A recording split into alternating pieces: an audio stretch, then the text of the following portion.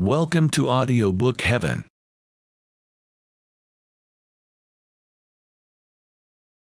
The Gambler by Fyodor Dostoevsky, translated by C.J. Hogarth. Chapter 1. At length I returned from 2 weeks' leave of absence to find that my patrons had arrived 3 days ago in Roulettenberg. I received from them a welcome quite different to that which I had expected. The general eyed me coldly, greeted me in rather haughty fashion, and dismissed me to pay my respects to his sister. It was clear that from somewhere money had been acquired. I thought I could even detect a certain shamefacedness in the general's glance. Maria Philippovna too seemed distraught and conversed me with an air of detachment. Nevertheless, she took the money which I had handed her, counted it, and listened to what I had to tell. To luncheon there were expected that day a Monsieur Mazetsov, a French lady, and an Englishman, for whenever money was in hand. A banquet in Muscovite style was always given. Polina Alexandrovna, on seeing me, inquired why I had been so long away. Then, without waiting for an answer, she departed. Evidently, this was not a mere accident, and I felt that I must throw some light upon matters. It was high time that I did so. I was assigned a small room on the 4th floor of the hotel, for you must know that I belonged to the general's suite. So far as I could see, the party had already gained some notoriety in the place, which had come to look upon the general as a Russian nobleman of great wealth. Indeed, even before luncheon he charged me, among other things, to get 2,000-franc notes charged for him at the hotel counter, which put us in a position to be thought millionaires, at all events for a week. Later, I was about to take Misha and Nadia for a walk when a summons reached me from the staircase that I must attend the general. He began by deigning to inquire of me where I was going to take the children, and as he did so, I could see that he failed to look me in the eyes. He wanted to do so, but each time was met by me with such a fixed, disrespectful stare that he desisted in confusion. In pompous language, however, which jumbled one sentence into another, and at length grew disconnected, he gave me to understand that I was to lead the children altogether away from the casino, and out into the park. Finally his anger exploded, and he added sharply, "I suppose you would like to take them to the casino to play roulette? Well, excuse my speaking so plainly, but I know how addicted you are to gambling. Though I am not your mentor, nor wish to be, at least I have the right to require that you shall not actually compromise me." "I have no money for gambling," I quietly replied. "But you soon will be in receipt of some," retorted the general, reddening a little as he dived into his writing desk and applied himself to a memorandum book. From it he saw that he had 120 rubles of mine in his keeping. "Let us calculate," he went on. "We must translate these rubles into thalers. Here, take 100 thalers as a round sum. The rest will be safe in my hands." In silence I took the money. "You must not be offended at what I say," he continued. "You are too touchy about these things. What I have said merely as a warning. To do so is no more than my right."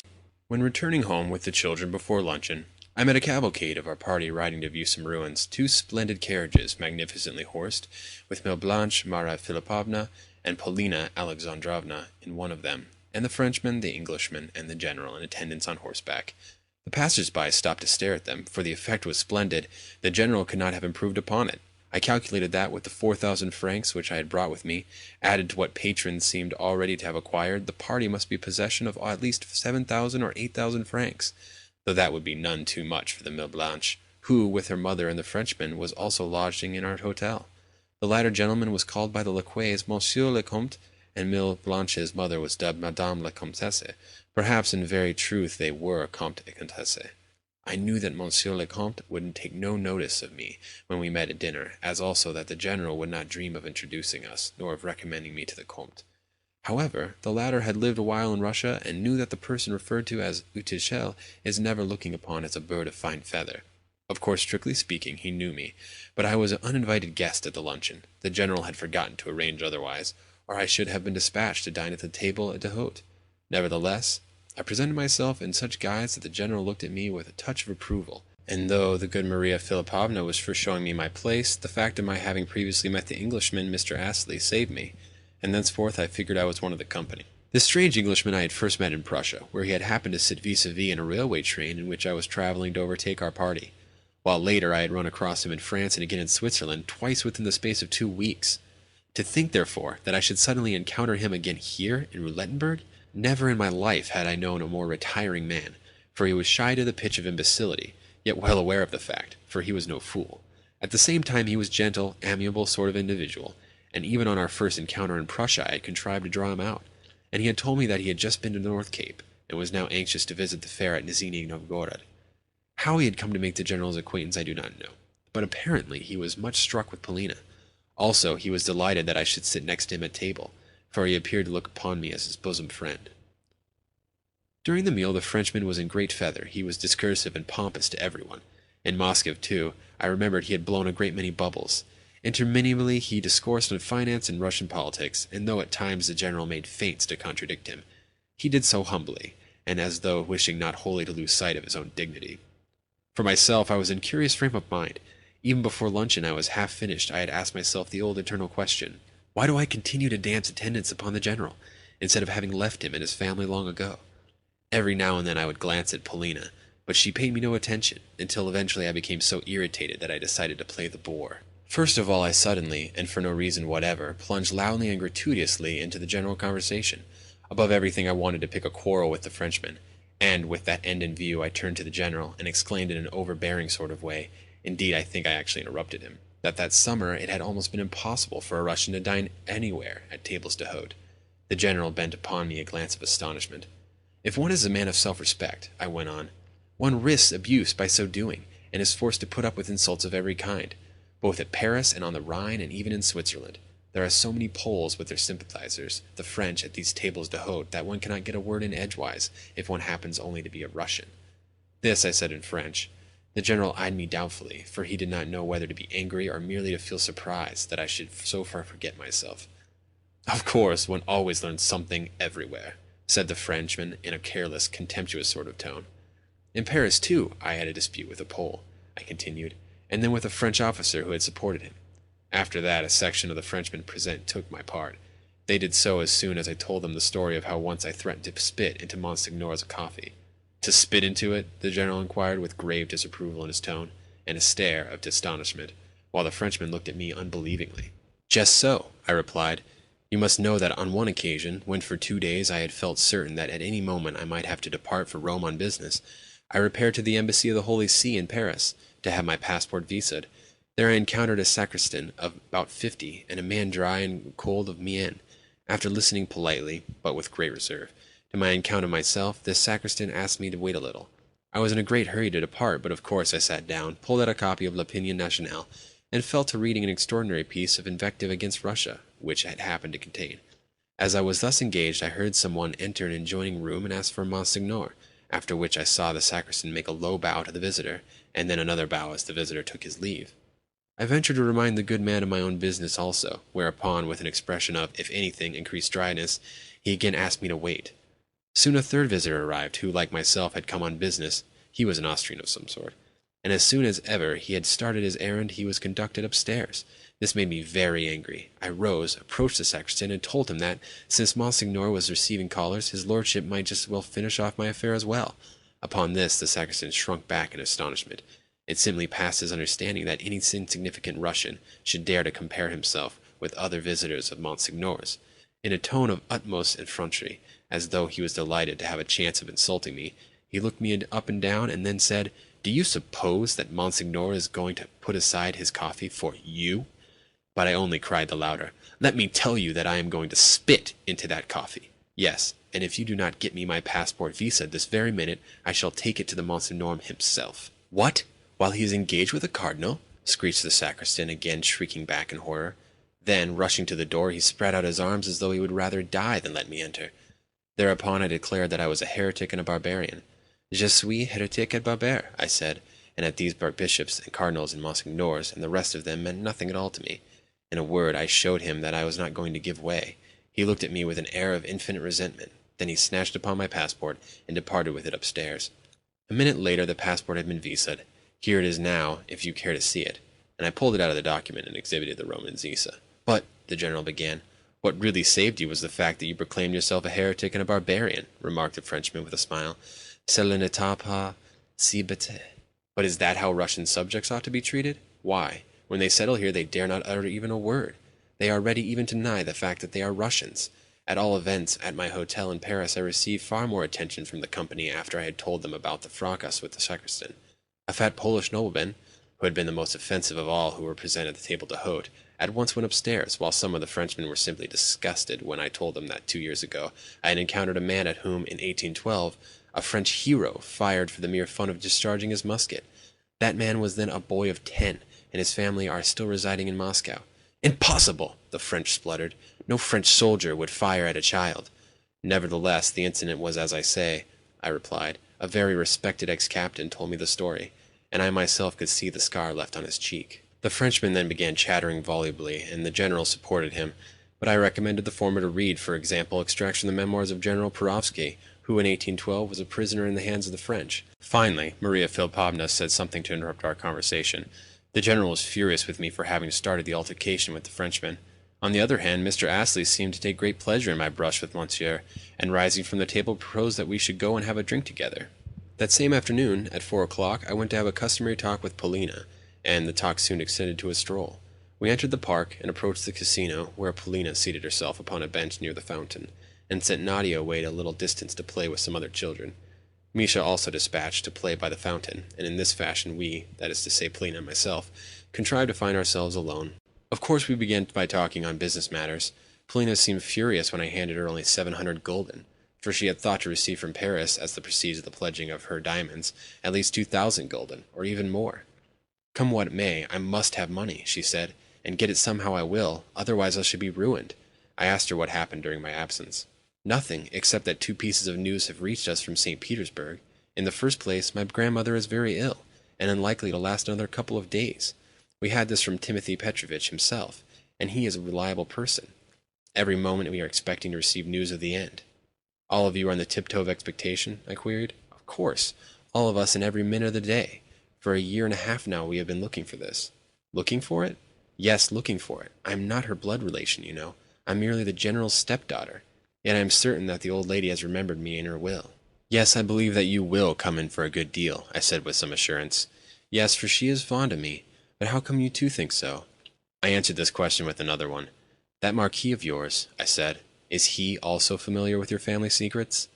And why are you yourself so interested in them? Was her retort as she eyed me with dry grimness. Never mind. If I'm not mistaken, the general has succeeded in borrowing money of the Marquis. It may be so. Is it likely that the Marquis would have lent the money if he had not known something or other about your grandmother? Did you notice, too, that the 3 times during luncheon, when speaking of her, he called her La Labulenka, meaning dear little grandmother?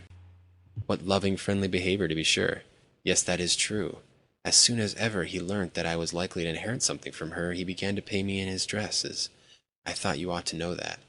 Then he has only just begun his courting? Why, I thought he had been doing so a long while. You know he has not, retorted Polina angrily. But where on earth did you pick up with this Englishman? She said after a pause. I knew you would ask about him, whereupon I told her of my previous encounters with Astley while traveling. He is very shy, I said, and susceptible. Also, he is in love with you. Yes, he is in love with me, she replied. And he is 10 times richer than the Frenchman. In fact, what does the Frenchman possess? To me it seems at least doubtful that he possesses anything at all. Oh no, there is no doubt about it. He does possess some chateau or other. Last night the general told me that for certain. Now are you satisfied? Nevertheless, in your place I should marry the Englishman. And why? Asked Polina. Because though the Frenchman is the handsomer of the 2, he is also the baser, whereas the Englishman is not only a man of honor, but 10 times the wealthier of the pair. Yes, but then the Frenchman is a marquis, and the cleverer of the 2, remarked Polina imperturbably. Is that so? I repeated. Yes, absolutely. Polina was not at all pleased at my questions. I could see that she was doing her best to irritate me with the brusquerie of her answers, but I took no notice of this. It amuses me to see you grow angry, she continued. However, inasmuch as I allow you to indulge in these questions and conjectures, you ought to pay me something for the privilege. I consider that I have a perfect right to put these questions to you, was my calm retort. For that reason I am ready to pay for them, and also care little what becomes of me. Polina giggled. Last time you told me, went on the Schlangenberg, that at word from me you would be ready to jump down 1,000 feet into the abyss. Some day I may remind you of that saying, in order to see if you will be as good as your word. Yes, you may depend on it that I shall do so. I hate you because I have allowed you to go to such lengths, and I also hate you, and still more, because you are so necessary to me. For the time being I want you, so I must keep you. Then she made a movement to rise. Her tone had sounded very angry. Indeed, of late her talks with me had invariably ended on a note of temper and irritation. Yes, of real temper. May I ask you who is this Mille Blanche? I inquired, since I did not wish Polina to depart without an explanation. You know who she is, just Mille Blanche. Nothing further has transpired. Probably she will soon be Madame General. That is to say, if the rumors that Grandmamma is nearing her end should prove true. but Blanche with her mother and her cousin, the Marquis, know very well that, as things now stand, we are ruined. And is the General at last in love? That has nothing to do with it. Listen to me. Take these 700 florins and go and play roulette with them. Win as much from me as you can, for I am badly in need of money." So saying, she called Nadia back to her side and entered the casino, where she joined the rest of our party. For myself, I took, in amusing astonishment, the first path to the left. Something had seemed to strike my brain when she told me to go and play roulette. Strangely enough, that something had also seemed to make me hesitate, and to set me analyzing my feelings with regard to her. In fact, during the 2 weeks of my absence, I had felt far more at ease than I did now, on the day of my return, although while traveling I had moped like an imbecile, rushed about like a man in a fever, and actually beheld her in my dreams. Indeed, on one occasion, this happened in Switzerland, when I was asleep in the train, I had spoken aloud to her, and set all my fellow travelers laughing. Again, therefore, I put to myself the question, do I or do I not love her? And again I could return myself no answer, or rather, for the 100th time, I told myself that I detested her. Yes, I detested her. There were moments, more especially at close of our talks together, when I would gladly have given my life to have strangled her. I swear that, had there at such moments been a sharp knife ready at my hand, I would have seized that knife with pleasure, and plunged it into her breast. Yet I also swear that if, on the Schlangenberg, she had really said to me, "Leap into that abyss," I should have leapt into it, and with equal pleasure. Yes, this I knew well. One way or the other, the thing must soon be ended. She too knew it was some curious way. The thought that I was fully conscious of her inaccessibility, and of the impossibility of my ever realizing my dreams, afforded her, I am certain, the keenest possible pleasure. Otherwise, it is likely that she, the cautious and clever woman that she was, would have indulged in this familiarity and openness with me. Hitherto, I concluded, she had looked upon me in the same light that the old empress did upon her servant, the empress who hesitated not to unrobe herself before her slave, since she did not account a slave a man. Yes, often Polina must have taken me for something less than a man. Still, she had charged me with a commission, to win what I could at roulette. Yet all the time I could not help wondering why it was so necessary for her to win something, and what new schemes could have sprung to birth in her ever-fertile brain. A host of new and unknown factors seemed to have risen during the last 2 weeks. Well, it behooved me to divine them, and to probe them, and that as soon as possible. Yet not now. At the present moment I must repair to the roulette table. End of Chapter 1. Recording by Jason and Golfsland. Chapter 2 of The Gambler by Fyodor Dostoevsky. Translated by C.J. Hogarth. I confess that I did not like it. Although I had made up my mind to play, I felt averse to doing so on behalf of someone else. In fact, it almost upset my balance, and I entered the gaming rooms with an angry feeling at my heart. At first glance the scene irritated me. Never at any time have I been able to bear the flunkeyishness which one meets in the press of the world at large, but more especially in that of Russia, where, almost every evening, journalists write on 2 subjects in particular, namely on the splendor and luxury of the casinos to be found in Rhenish towns, and on the heaps of gold which are daily to be seen lying on their tables. Those journalists are not paid for doing so. They write thus merely out of a spirit of disinterested compliance, for there is nothing splendid about the establishments in question. And not only are there no heaps of gold to be seen lying on their tables, but also there is little money to be seen at all. Of course, during the season, some madman or another may make his appearance, generally an Englishman or an Asiatic or a Turk, and, as had happened during the summer of which I write, win or lose a great deal. But as regards the rest of the crowd, it plays only for petty gulden, and seldom does much wealth figure on the board. When, on the present occasion, I entered the gaming rooms for the first time in my life, it was several moments before I could even make up my mind to play. For one thing, the crowd oppressed me. Had I been playing for myself, I think I should have left at once, and never have embarked upon gambling at all, for I could feel my heart beginning to beat, and my heart was anything but cold-blooded. Also, I knew I had long ago made up my mind that never should I depart from Roulettenberg until some radical, some final change had taken place in my fortunes. Thus it must and would be. However ridiculous it may seem to you that I was expecting to win at roulette, I look upon the generally accepted opinion concerning the folly and the grossness of hoping to win at gambling as a thing even more absurd. For why is gambling a whit worse than any other method of acquiring money? How, for instance, is it worse than trade? True, out of 100 persons only one can win, yet what business is that of yours or of mine? At all events, I confined myself at first simply looking on, and undecided to attempt nothing serious. Indeed, I felt that, if I began to do anything at all, I should do it in an absent-minded, haphazard sort of way. Of that I felt certain. Also, it behoved me to learn the game itself, since, despite 1,000 descriptions of roulette which I have read with ceaseless avidity, I knew nothing of its rules, and had never seen it played. In the first place, everything about it seemed to me so foul, so morally mean and foul. Yet I am not speaking of the hungry, restless folk who, by scores, nay, even by hundreds, could be seen crowded around the gaming tables. For in a desire to win quickly and to win much, I can see nothing sordid. I have always applauded the opinion of a certain dead and gone, but cocksure moralist who replied to the excuse that one may always gamble moderately, by saying that to do so makes things worse, since, in that case, the profits too will always be moderate. Insignificant profits and sumptuous profits do not stand on the same footing. No, it is all a matter of proportion. What may seem a small sum to a Rothschild may seem a large sum to me, and it is not the fault of stakes or of winnings that everywhere men can be found of winning, can be found depriving their fellows of something, just as they do at roulette. As to the question whether stakes and winnings are in themselves immoral is another question altogether, and I wish to express no opinion upon it. Yet the very fact that I was in full of a strong desire to win caused this gambling for gain, in spite of its attendant squalor, to contain, if you will, something intimate, something sympathetic to my eyes. For it is always pleasant to see men dispensing with ceremony, and acting naturally, in an unbuttoned mood. Yet, why should I so deceive myself? I could see that the whole thing was a vain and unreasoning pursuit, and what, at the first glance, seemed to me the ugliest feature in this mob of roulette players was the respect for their occupation, the seriousness, and even the humility with which they stood around the gaming tables. Moreover, I had always drawn sharp distinctions between a game which is de mauvais genre and a game which is permissible to a decent man. In fact, there are two sorts of gaming, namely, the game of the gentleman and the game of the plebes, the game for gain, the game for the herd. Herein, as said, I draw sharp distinctions, yet how essentially base are the distinctions. For instance, a gentleman may stake, say, 5 or 10 louis d'or, seldom more, unless he is a very rich man, when he may stake, say, 1,000 francs.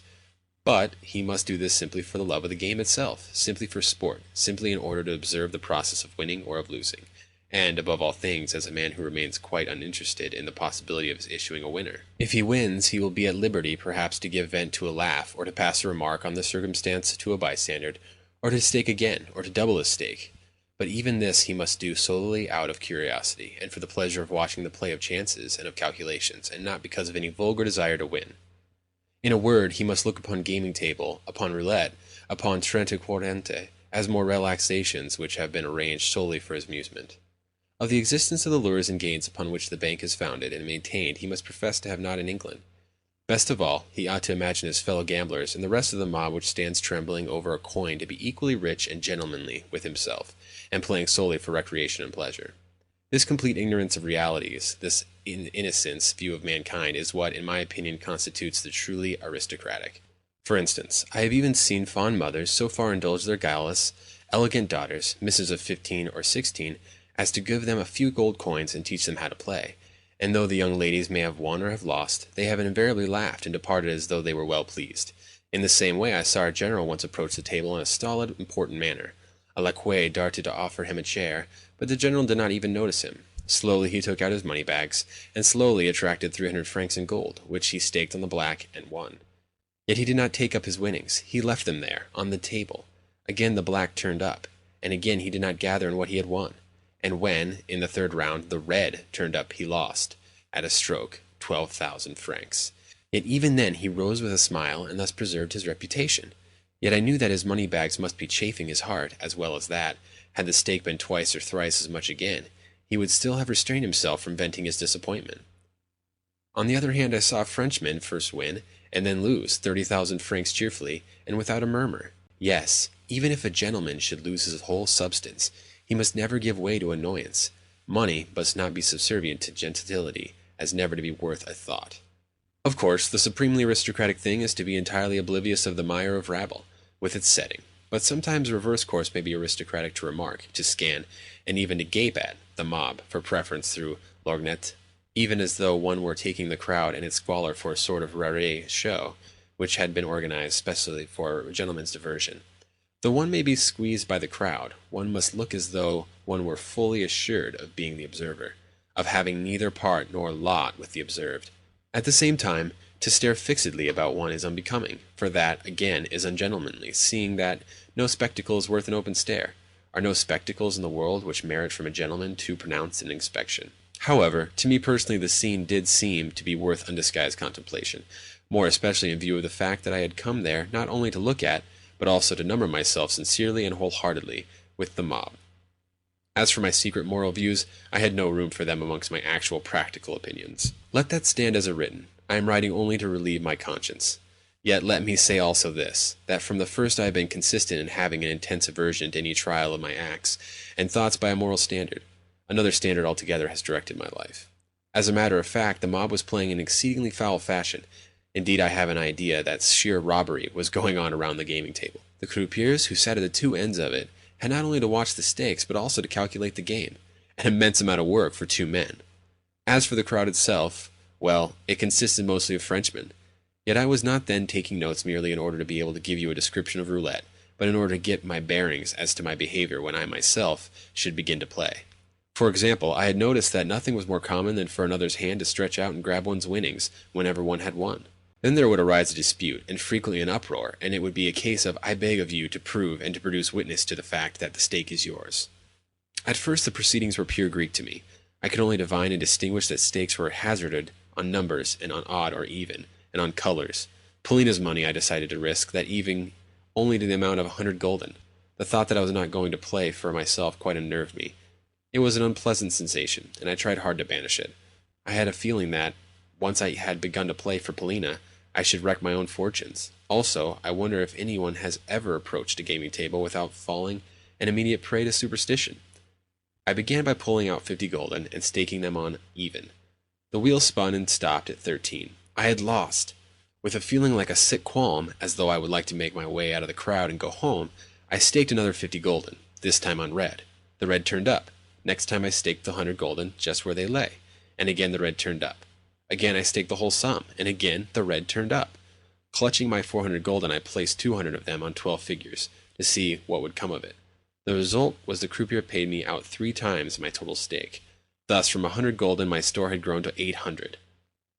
Upon that, such a curious, such an inexplicable, unwanted feeling overcame me that I decided to depart. Always the thought kept recurring to me that if I had been playing for myself alone, I should never have had such luck. Once more I staked the whole 800 gulden on the even. The wheel stopped at 4.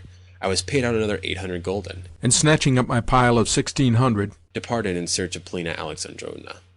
I found the whole party walking in the park, and was able to get an interview with her only after supper.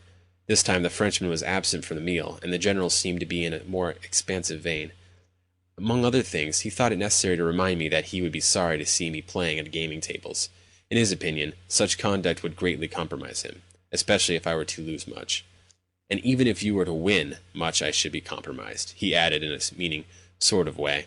Of course I have no right to order your actions, but you yourself will agree that, as usually he did not finish his sentence. I answered dryly that I had very little money in my possession, and that, consequently, I was hardly in a position to indulge in my conspicuous play, even if I did gamble.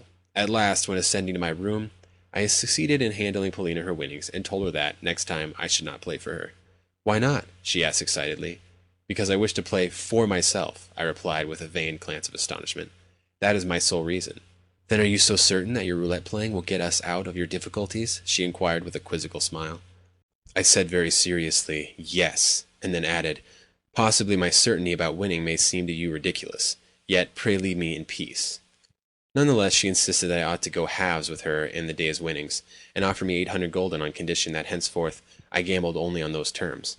But I refused to do so, once and for all, stating as my reason that I found myself unable to play on behalf of anyone else. "I am not willing so to do," I added, "but in all probability I should lose." "Well, absurd though it be, I place great hopes on your playing of roulette," she remarked musingly. "Wherefore, you ought to play as my partner and on equal shares. Wherefore, of course, you will do as I wish." Then she left me without listening to any further protest on my part. End of Chapter 2. Recording by Jason in Golfsland. The Gambler by Fyodor Dostoevsky. Translated by C.J. Hogarth. Chapter 3. On the morrow she said not a word to me about gambling. In fact, she purposely avoided me, although her old manner to me had not changed. The same serene coolness was hers on meeting me, a coolness that was mingled even with a spice of contempt and dislike. In short, she was at no pains to conceal her aversion to me. That I could see plainly. Also, She did not trouble to conceal from me the fact that I was necessary to her, and that she was keeping me for some end which she had in view. Consequently, there became established between us relations which, to a large extent, were incomprehensible to me, considering her general pride and aloofness. For example, although she knew that I was madly in love with her, she allowed me to speak to her of my passion, though she could not well have showed her contempt for me more than by permitting me unhindered and unrebuked to mention to her my love. "You see," her attitude expressed, "how little I regard your feelings, as well as how little I care for what you say to me, or for what you feel for me."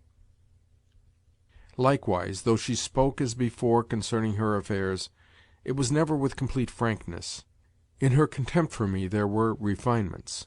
Although she knew well that I was aware of a certain circumstance in her life of something which might one day cause her trouble, she would speak to me about her affairs, whenever she had need of me for a given end, as though I were a slave or a passing acquaintance, yet tell them me only in so far as one would need to know them if one were going to be made temporary use of. Had I not known the whole chain of events, or had she not seen how much I was pained and disturbed by her teasing insistency, she would never have thought it worth while to soothe me with this frankness. Even though, since she not infrequently used me to execute commissions that were not only troublesome, but risky, she ought, in my opinion, to have been frank in any case. But forsooth it was not worth her while to trouble about my feelings, about the fact that I was uneasy, and perhaps thrice as put about by her cares and misfortunes as she was herself. For 3 weeks I had known of her intention to take to roulette. She had even warned me that she would like me to play on her behalf, since it was unbecoming for her to play in person. And, from the tone of her words, I had gathered that there was something on her mind besides a mere desire to win money. As if money could matter to her! No, she had some end in view, and there were circumstances at which I could guess, but which I did not know for certain. True, the slavery and abasement in which she held me might have given me (such things often do so) the power to question her with abrupt directness, seeing that, inasmuch as I figured in her eyes as a mere slave and nonentity, she could not very well have taken offence at any rude curiosity. But the fact was that, though she let me question her, she never returned me a single answer, and at times did not so much as notice me. That is how matters stood. Next day there was a good deal of talk about a telegram which 4 days ago had been sent to St. Petersburg, but to which there had come no answer. The General was visibly disturbed and moody, for the matter concerned his mother. The Frenchman, too, was excited, and after dinner the whole party talked long and seriously together, the Frenchman's tone being extraordinarily presumptuous and off-hand to everybody. It almost reminded one of the proverb, "Invite a man to your table, and soon he will place his feet upon it." Even to Polina he was brusque almost to the point of rudeness, yet still he seemed glad to join us in our walks in the Casino, or in our rides and drives about the town. I had long been aware of certain circumstances which bound the General to him. I had long been aware that in Russia they had hatched some scheme together, although I did not know whether the plot had come to anything, or whether it was still only in the stage of being talked of. Likewise I was aware, in part, of a family secret, namely, that last year the Frenchman had bailed the General out of debt, and given him 30,000 roubles wherewith to pay his treasury dues on retiring from the service. And now, of course, the General was in a vice, although the chief part in the affair was being played by Mademoiselle Blanche. Yes, of this last I had no doubt. But who was this Mademoiselle Blanche? It was said of her that she was a Frenchwoman of good birth who, living with her mother, possessed a colossal fortune. It was also said that she was some relation to the Marquis, but only a distant one, a cousin, or cousin german, or something of the sort. Likewise, I knew that, up to the time of my journey to Paris, she and the Frenchman had been more ceremonious towards our party.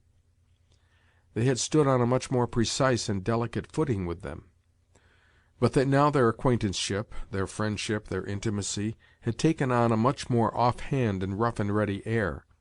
Perhaps they thought that our means were too modest for them, and therefore unworthy of politeness or reticence. Also, for the last 3 days I had noticed certain looks which Astley had kept throwing at Mademoiselle Blanche and her mother, and it had occurred to me that he must have had some previous acquaintance with the pair. I had even surmised that the Frenchman, too, must have met Mr. Astley before. Astley was a man so shy, reserved, and taciturn in his manner that one might have looked for anything from him.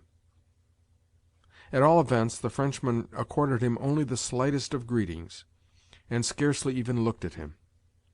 Certainly, he did not seem to be afraid of him, which was intelligible enough. But why did Mademoiselle Blanche also never look at the Englishman? Particularly since, apropos of something or another, the Marquis had declared the Englishman to be immensely and indubitably rich. Was not that a sufficient reason to make Mademoiselle Blanche look at the Englishman? Anyway, the General seemed extremely uneasy, and one could well understand what a telegram to announce the death of his mother would mean for him.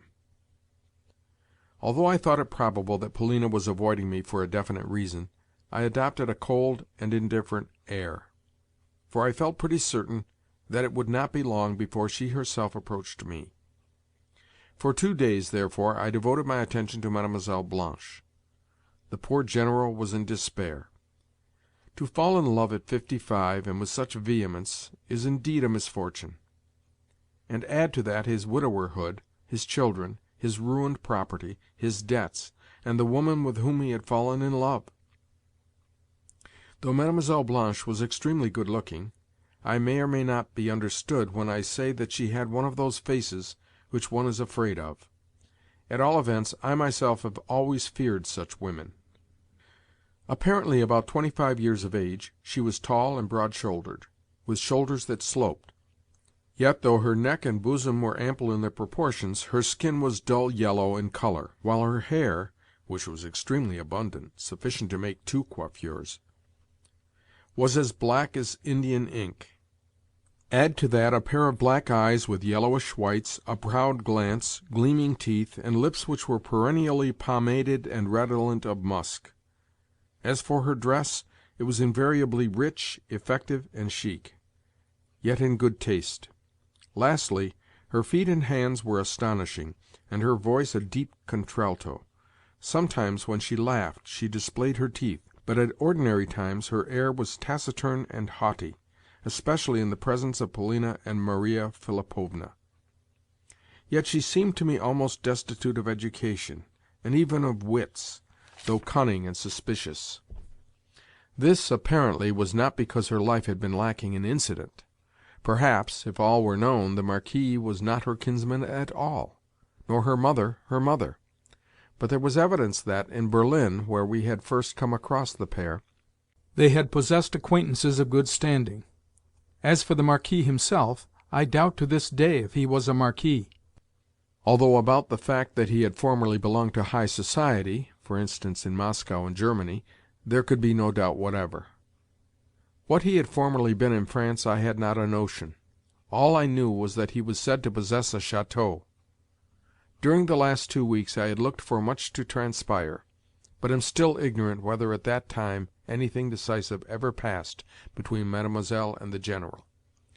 Everything seemed to depend upon our means, upon whether the General would be able to flourish sufficient money in her face. If ever the news should arrive that the grandmother was not dead, Mademoiselle Blanche, I felt sure, would disappear in a twinkling. Indeed, it surprised and amused me to observe what a passion for intrigue I was developing. But how I loathed it all! With what pleasure would I have given everybody and everything the go-by! Only I could not leave Polina. How, then, could I show contempt for those who surrounded her? Espionage is a base thing, but what have I to do with that? Mr. Astley, too, I found a curious person. I was only sure that he had fallen in love with Polina. A remarkable and diverting circumstance is the amount which may lie in the mien of a shy and painfully modest man who has been touched with the divine passion, especially when he would rather sink into the earth than betray himself by a single word or look. Though Mr. Astley frequently met us when we were out walking, he would merely take off his hat and pass us by, though I knew he was dying to join us. Even when invited to do so, he would refuse. Again, in places of amusement, in the casino, at concerts, or near the fountain, he was never far from the spot where we were sitting. In fact, wherever we were in the park, in the forest, or on the Schlangenberg, one needed but to raise one's eyes and glance around to catch sight of at least a portion of Mr. Astley's frame sticking out, whether on an adjacent path or behind a bush. Yet never did he lose any chance of speaking to myself, and one morning, when we had met, and exchanged a couple of words, he burst out in his usual abrupt way, without saying good morning. "That Mademoiselle Blanche," he said. "Well, I have seen a good many women like her." After that he was silent as he looked me meaningly in the face. What he meant I did not know, but to my glance of inquiry he returned only a dry nod, and a reiterated "It is so." Presently, however, he resumed. "Does Mademoiselle Polina like flowers?" "I really cannot say," was my reply. "What? You cannot say?" he cried in great astonishment. "No, I have never noticed whether she does so or not," I repeated with a smile. "Then I have an idea in my mind," he concluded. Lastly, with a nod, he walked away with a pleased expression on his face. The conversation had been carried on in execrable French. Chapter 3. The Gambler, by Fyodor Dostoevsky, translated by C.J. Hogarth. Chapter 4. Today has been a day of folly, stupidity, and ineptness. The time is now 11 o'clock in the evening, and I am sitting in my room and thinking. It all began this morning with my being forced to go and play roulette for Polina Alexandrovna. When she handed me over her store of 600 gülden, I exacted two conditions, namely, that I should not go to halves with her in her winnings, if any, that is to say, I should not take anything for myself, and that she should explain to me that same evening why it was so necessary for her to win, and how much was the sum which she needed. For I could not suppose that she was doing all this merely for the sake of money. Yet clearly she did need some money, and that as soon as possible, and for a special purpose. Well, she promised to explain matters, and I departed. There was a tremendous crowd in the gaming rooms. What an arrogant, greedy crowd it was! I pressed forward towards the middle of the room until I had secured a seat at a croupier's elbow. Then I began to play in timid fashion, venturing only 20 or 30 gülden at a time. Meanwhile, I observed and took notes. It seemed to me that calculation was superfluous, and by no means possessed of the importance which certain other players attached to it, even though they sat with ruled papers in their hands, whereon they set down the coups, calculated the chances, reckoned, and lost exactly as we more simple mortals did who played without any reckoning at all. However, I deduced from the scene one conclusion which seemed to me reliable, namely, that in the flow of fortuitous chances there is, if not a system, at all events a sort of order. This, of course, is a very strange thing. For instance, after a dozen middle figures there would always occur a dozen or so outer ones. Suppose the ball stopped twice at a dozen outer figures. It would then pass to a dozen of the first ones, and then again to a dozen of the middle ciphers, and fall upon them 3 or 4 times, and then revert to a dozen outers, whence, after another couple of rounds, the ball would again pass to the first figures, strike upon them once, and then return thrice to the middle series, continuing thus for an hour and a half, or 2 hours. 1, 3, 2, 1, 3, 2. It was all very curious. Again, for the whole of a day or a morning the red would alternate with the black, but almost without any order, and from moment to moment, so that scarcely 2 consecutive rounds would end upon either the one or the other. Yet next day, or perhaps the next evening, the red alone would turn up, and attain a run of over 20, and continue so for quite a length of time, say for a whole day. Of these circumstances the majority were pointed out to me by Mr. Astley, who stood by the gaming-table the whole morning, yet never once staked in person. For myself, I lost all that I had on me, and with great speed. To begin with, I staked 200 gulden on even, and won. Then I staked the same amount again, and won. And so on some 2 or 3 times.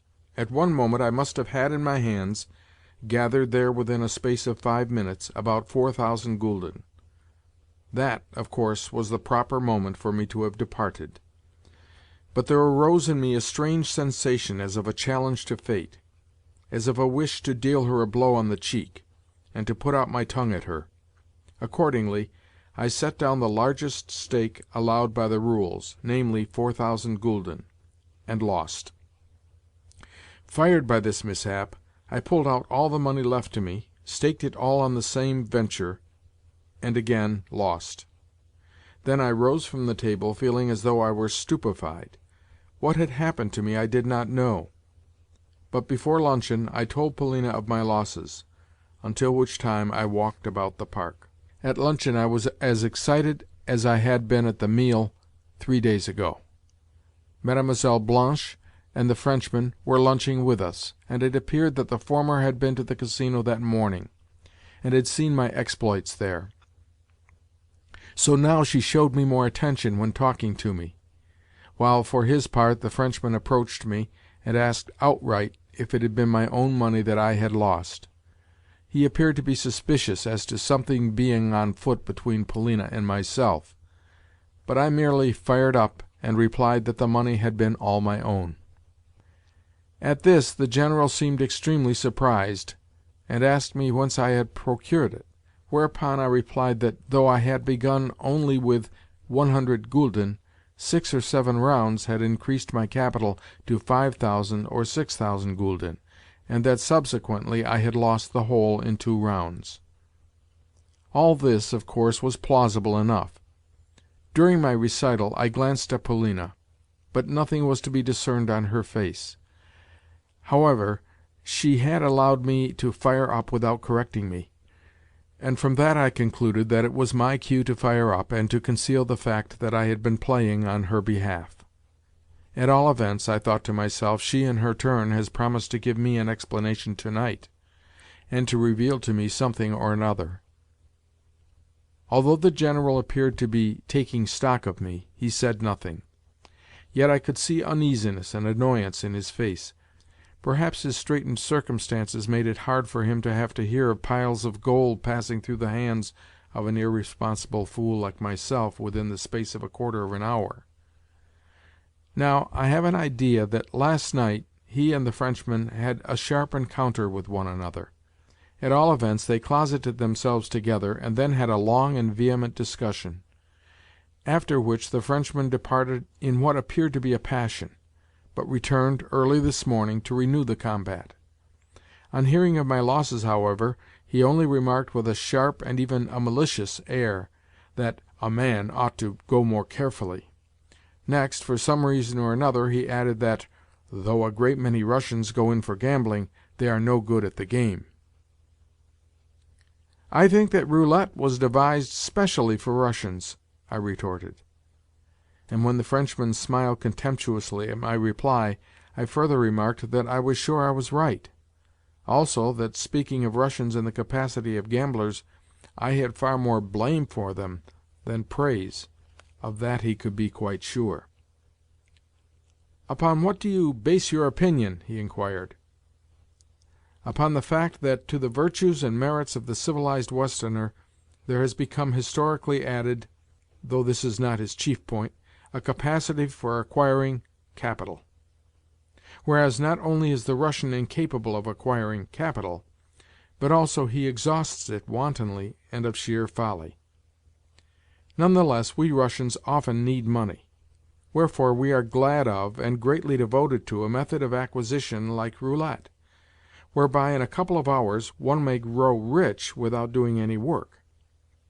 This method, I repeat, has a great attraction for us, but since we play in wanton fashion, and without taking any trouble, we almost invariably lose." "To a certain extent that is true," assented the Frenchman with a self-satisfied air. "Oh, no, it is not true," put in the General sternly. "And you," he added to me, "you ought to be ashamed of yourself for traducing your own country." "I beg pardon," I said.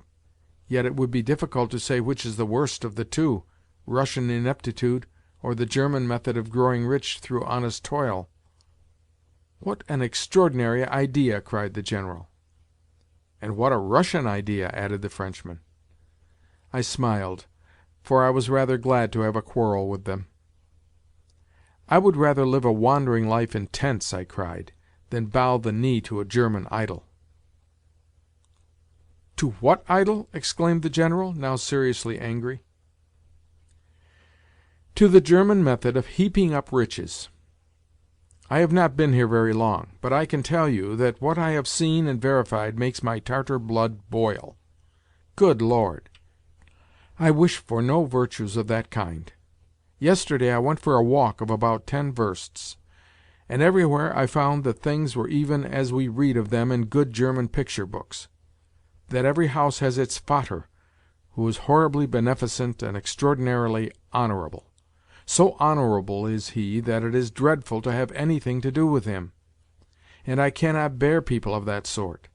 Each such Vater has his family, and in the evenings they read improving books aloud. Over their roof-trees there murmur elms and chestnuts. The sun has sunk to his rest, a stork is roosting on the gable, and all is beautifully poetic and touching. Do not be angry, General. Let me tell you something that is even more touching than that. I can remember how, of an evening, my own father, now dead, used to sit under the lime-trees in his little garden, and to read books aloud to myself and my mother. Yes, I know how things ought to be done. Yet every German family is bound to slavery and to submission to its Vater. They work like oxen, and amass wealth like Jews. Suppose the Vater has put by a certain number of gulden, which he hands over to his eldest son, in order that the said son may acquire a trade or a small plot of land. Well, one result is to deprive the daughter of a dowry, and so leave her among the unwedded. For the same reason, the parents will have to sell the younger son into bondage or the ranks of the army, in order that he may earn more towards the family capital.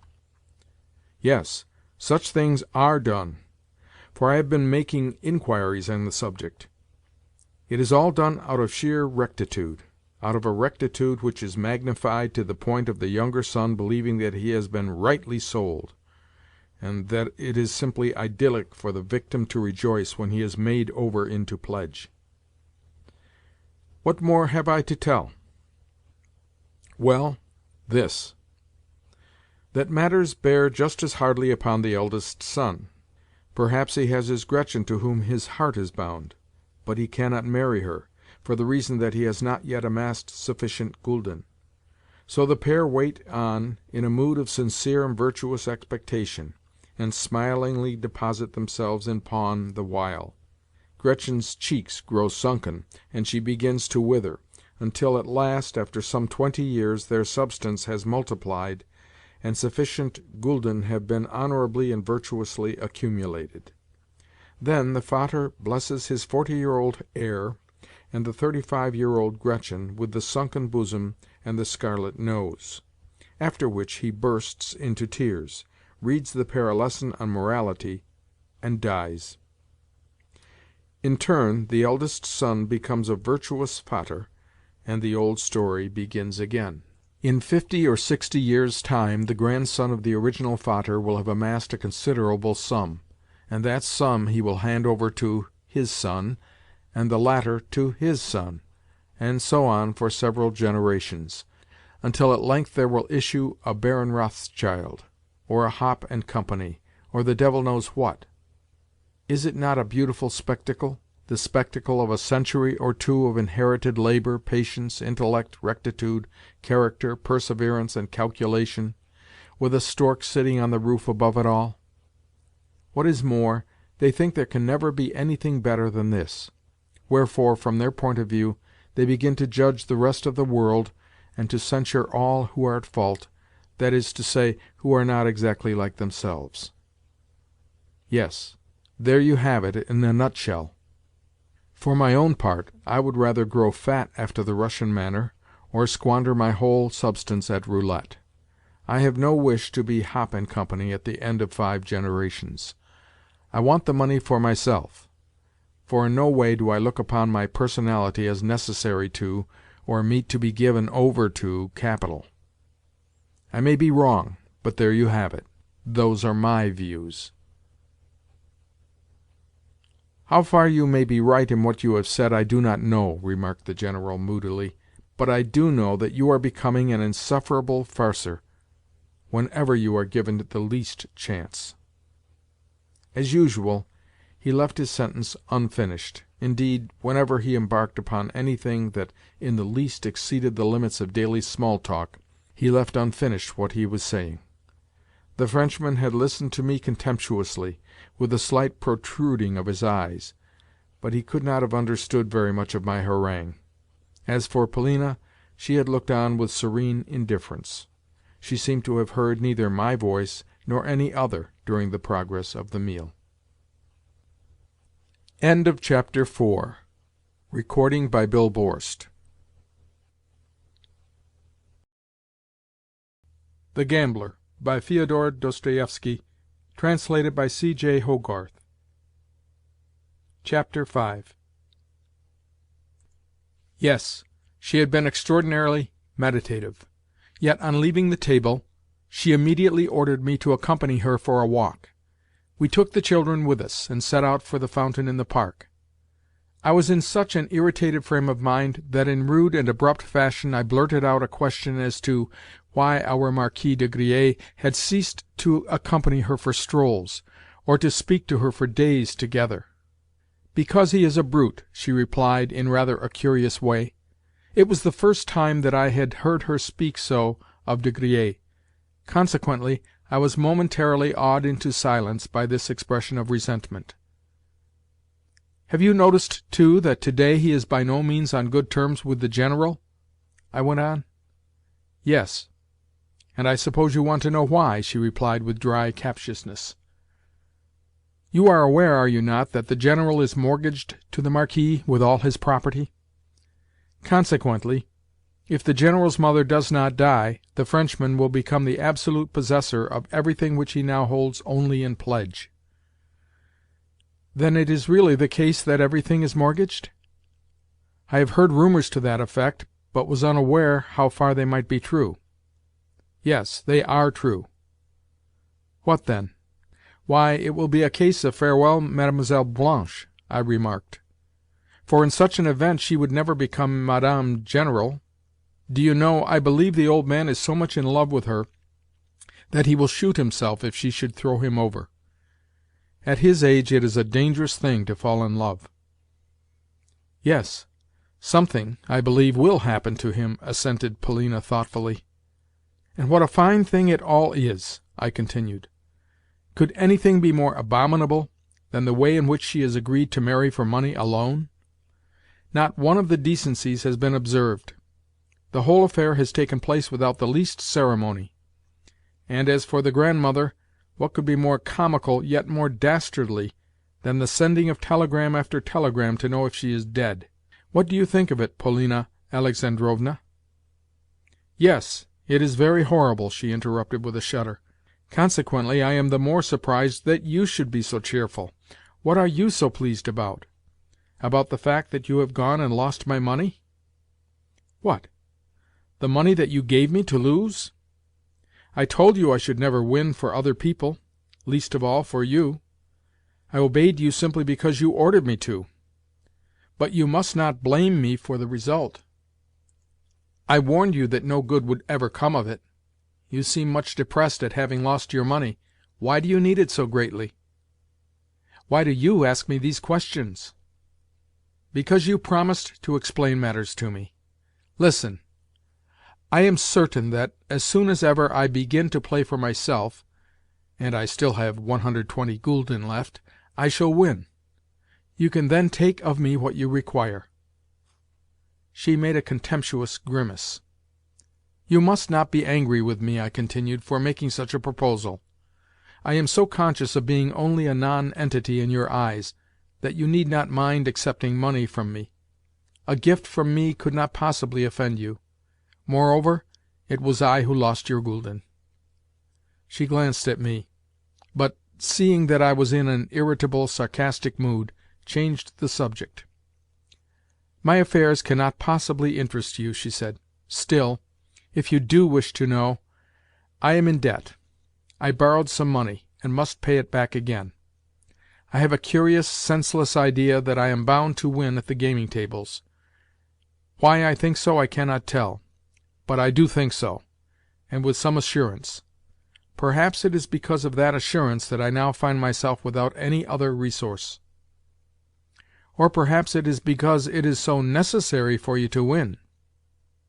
It is like a drowning man catching at a straw. You yourself will agree that, unless he were drowning, he would not mistake a straw for the trunk of a tree." Polina looked surprised. "What?" she said. "Do not you also hope for something from it? Did you not tell me again and again, 2 weeks ago, that you were certain of winning at roulette if you played here? And did you not ask me not to consider you a fool for doing so? Were you joking? You cannot have been, for I remember that you spoke with a gravity which forbade the idea of your jesting." "True," I replied gloomily. "I always felt certain that I should win. Indeed, what you say makes me ask myself, why have my absurd, senseless losses of to-day raised a doubt in my mind? Yet I am still positive that, so soon as ever I begin to play for myself, I shall infallibly win." "And why are you so certain?" "To tell the truth, I do not know. I only know that I must win; that it is the one resource I have left. Yes, why do I feel so assured on the point? Perhaps because one cannot help winning if one is fanatically certain of doing so." "Yet I dare wager that you do not think me capable of serious feeling in the matter?" "I do not care whether you are so or not," answered Polina with calm indifference. "Well, since you ask me, I do doubt your ability to take anything seriously. You are capable of worrying, but not deeply. You are too ill-regulated and unsettled a person for that. But why do you want money? Not a single one of the reasons which you have given can be looked upon as serious." "By the way," I interrupted, "you say you want to pay off a debt. It must be a large one. Is it to the Frenchman?" "What do you mean by asking all these questions? You are very clever to-day. Surely you are not drunk?" "You know that you and I stand on no ceremony, and that sometimes I put to you very plain questions. I repeat that I am your slave, and slaves cannot be shamed or offended." "You talk like a child. It is always possible to comport oneself with dignity. If one has a quarrel, it ought to elevate rather than to degrade one." "A maxim straight from the copybook. Suppose I cannot comport myself with dignity. By that I mean that, though I am a man of self-respect, I am unable to carry off a situation properly. Do you know the reason? It is because we Russians are too richly and multifariously gifted to be able at once to find the proper mode of expression. It is all a question of mode. Most of us are so bounteously endowed with intellect as to require also a spice of genius to choose the right form of behaviour, and genius is lacking in us for the reason that so little genius at all exists. It belongs only to the French, though a few other Europeans have elaborated their forms so well as to be able to figure with extreme dignity, and yet be wholly undignified persons. That is why, with us, the mode is so all-important. The Frenchman may receive an insult, a real, a venomous insult. Yet he will not so much as frown. But a tweaking of the nose he cannot bear, for the reason that such an act is an infringement of the accepted, of the time-hallowed order of decorum. That is why our good ladies are so fond of Frenchmen. The Frenchman's manners, they say, are perfect. But in my opinion there is no such thing as a Frenchman's manners. The Frenchman is only a bird, the coq gallois. At the same time, as I am not a woman, I do not properly understand the question. Cocks may be excellent birds. If I am wrong, you must stop me. You ought to stop and correct me more often when I am speaking to you, for I am too apt to say everything that is in my head. You see, I have lost my manners. I agree that I have none, nor yet any dignity. I will tell you why. I set no store upon such things. Everything in me has undergone a cheek. You know the reason. I have not a single human thought in my head. For a long while I have been ignorant of what is going on in the world, here or in Russia. I have been to Dresden, yet am completely in the dark as to what Dresden is like. You know the cause of my obsession. I have no hope now, and am a mere cipher in your eyes. Wherefore, I tell you outright that wherever I go I see only you. All the rest is a matter of indifference. Why or how I have come to love you I do not know. It may be that you are not altogether fair to look upon. Do you know, I am ignorant even as to what your face is like? In all probability, too, your heart is not comely, and it is possible that your mind is wholly ignoble. And because you do not believe in my nobility of soul, you think to purchase me with money?" she said. "When have I thought to do so?" was my reply. "You are losing the thread of the argument. If you do not wish to purchase me, at all events you wish to purchase my respect." "Not at all. I have told you that I find it difficult to explain myself. You are hard upon me. Do not be angry at my chattering. You know why you ought not to be angry with me: that I am simply an imbecile. However, I do not mind if you are angry. Sitting in my room, I need but to think of you, to imagine to myself the rustle of your dress, and at once I fall almost to biting my hands. Why should you be angry with me? Because I call myself your slave? Revel, I pray you, in my slavery. Revel in it. Do you know that sometimes I could kill you? Not because I do not love you, or am jealous of you, but because I feel as though I could simply devour you. You are laughing.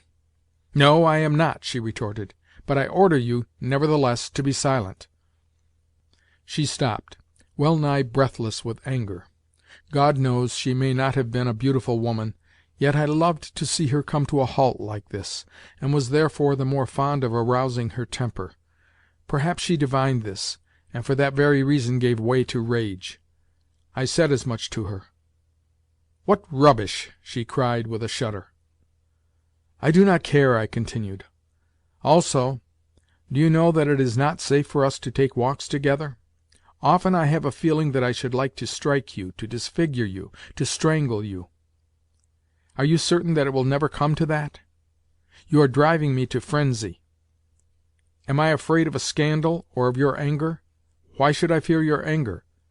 I love without hope, and know that hereafter I shall love you 1,000 times more. If ever I should kill you, I should have to kill myself too. But I shall put off doing so as long as possible, for I wish to continue enjoying the unbearable pain which your coldness gives me. Do you know a very strange thing? It is that with every day my love for you increases, though that would seem to be almost an impossibility. Why should I not become a fatalist? Remember how, on the third day that we ascended the Schlangenberg, I was moved to whisper in your ear, "Say but the word, and I will leap into the abyss." Had you said it, I should have leapt. Do you not believe me? "What stupid rubbish!" she cried. "I care not whether it be wise or stupid," I cried in return. "I only know that in your presence I must speak, speak, speak. Therefore I am speaking. I lose all conceit when I am with you, and everything ceases to matter." "Why should I have wanted you to leap from the Schlangenberg?" she said dryly, and, I think, with wilful offensiveness. "That would have been of no use to me." "Splendid!" I shouted. "I know well that you must have used the words 'of no use' in order to crush me. I can see through you. Of no use, did you say? Why, to give pleasure is always of use. And, as for barbarous, unlimited power, even if it be only over a fly, why, it is a kind of luxury. Man is a despot by nature, and loves to torture. You, in particular, love to do so." I remember that at this moment she looked at me in a peculiar way. The fact is that my face must have been expressing all the maze of senseless, gross sensations which were seething within me. To this day I can remember, word for word, the conversation as I have written it down. My eyes were suffused with blood, and the foam had caked itself on my lips. Also, on my honour, I swear that, had she bidden me cast myself from the summit of the Schlangenberg, I should have done it. Yes, had she bidden me in jest, or only in contempt and with a spit in my face, I should have cast myself down. "Oh, no! Why so? I believe you," she said, but in such a manner, in the manner of which, at times, she was a mistress, and with such a note of disdain and viperish arrogance in her tone, that God knows I could have killed her. Yes, at that moment she stood in peril. I had not lied to her about that. "Surely you are not a coward?" suddenly she asked me. "I do not know," I replied. "Perhaps I am, but I do not know. I have long given up thinking about such things." "If I said to you, 'Kill that man,' would you kill him?" "Whom?" "Whomsoever I wish." "The Frenchman?" "Do not ask me questions. Return me answers. I repeat, whomsoever I wish. I desire to see if you were speaking seriously just now." She awaited my reply with such gravity and impatience that I found the situation unpleasant. "Do you, rather, tell me," I said, "what is going on here? Why do you seem half afraid of me? I can see for myself what is wrong. You are the step-daughter of a ruined and insensate man who is smitten with love for this devil of a Blanche. And there is this Frenchman, too, with his mysterious influence over you. Yet you actually ask me such a question? If you do not tell me how things stand, I shall have to put in my oar and do something. Are you ashamed to be frank with me? Are you shy of me? I am not going to talk to you on that subject. I have asked you a question, and am waiting for an answer." "Well, then, I will kill whomsoever you wish," I said. "But are you really going to bid me do such deeds?" "Why should you think that I am going to let you off? I shall bid you do it, or else renounce me. Could you ever do the latter? No, you know that you couldn't. You would first kill whom I had bidden you, and then kill me for having dared to send you away." Something seemed to strike upon my brain as I heard these words. Of course, at the time I took them half in jest and half as a challenge. Yet she had spoken them with great seriousness. I felt thunderstruck that she should so express herself, that she should assert such a right over me, that she should assume such authority and say outright, "Either you kill whom I bid you, or I will have nothing more to do with you."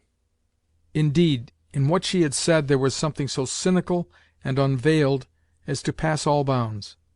For how could she ever regard me as the same after the killing was done?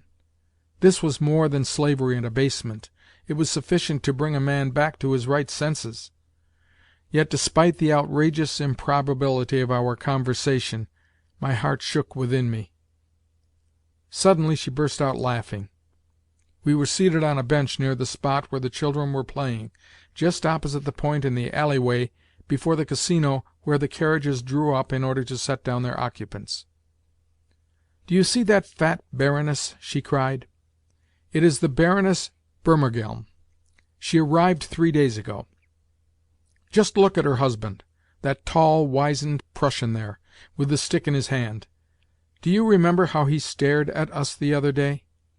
Well, go to the Baroness, take off your hat to her, and say something in French." "Why?" "Because you have sworn that you would leap from the Schlangenberg for my sake, and that you would kill any one whom I might bid you kill. Well, instead of such murders and tragedies, I wish only for a good laugh. Go without answering me, and let me see the Baron give you a sound thrashing with his stick." Then you throw me out a challenge? You think that I will not do it? Yes, I do challenge you. Go, for such is my will. Then I will go, however mad be your fancy.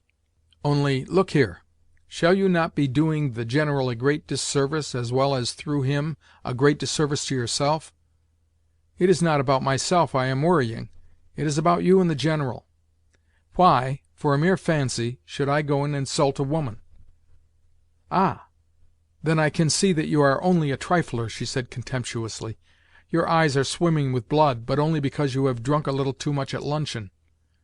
Do I not know that what I have asked you to do is foolish and wrong, and that the General will be angry about it? But I want to have a good laugh, all the same. I want that, and nothing else.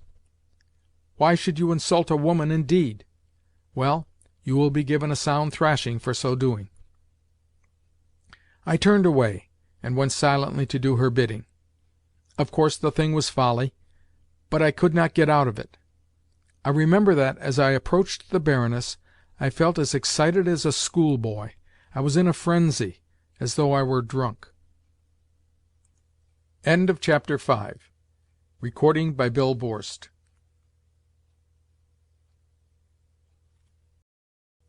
The Gambler, by Fyodor Dostoevsky, translated by C.J. Hogarth. Chapter 6.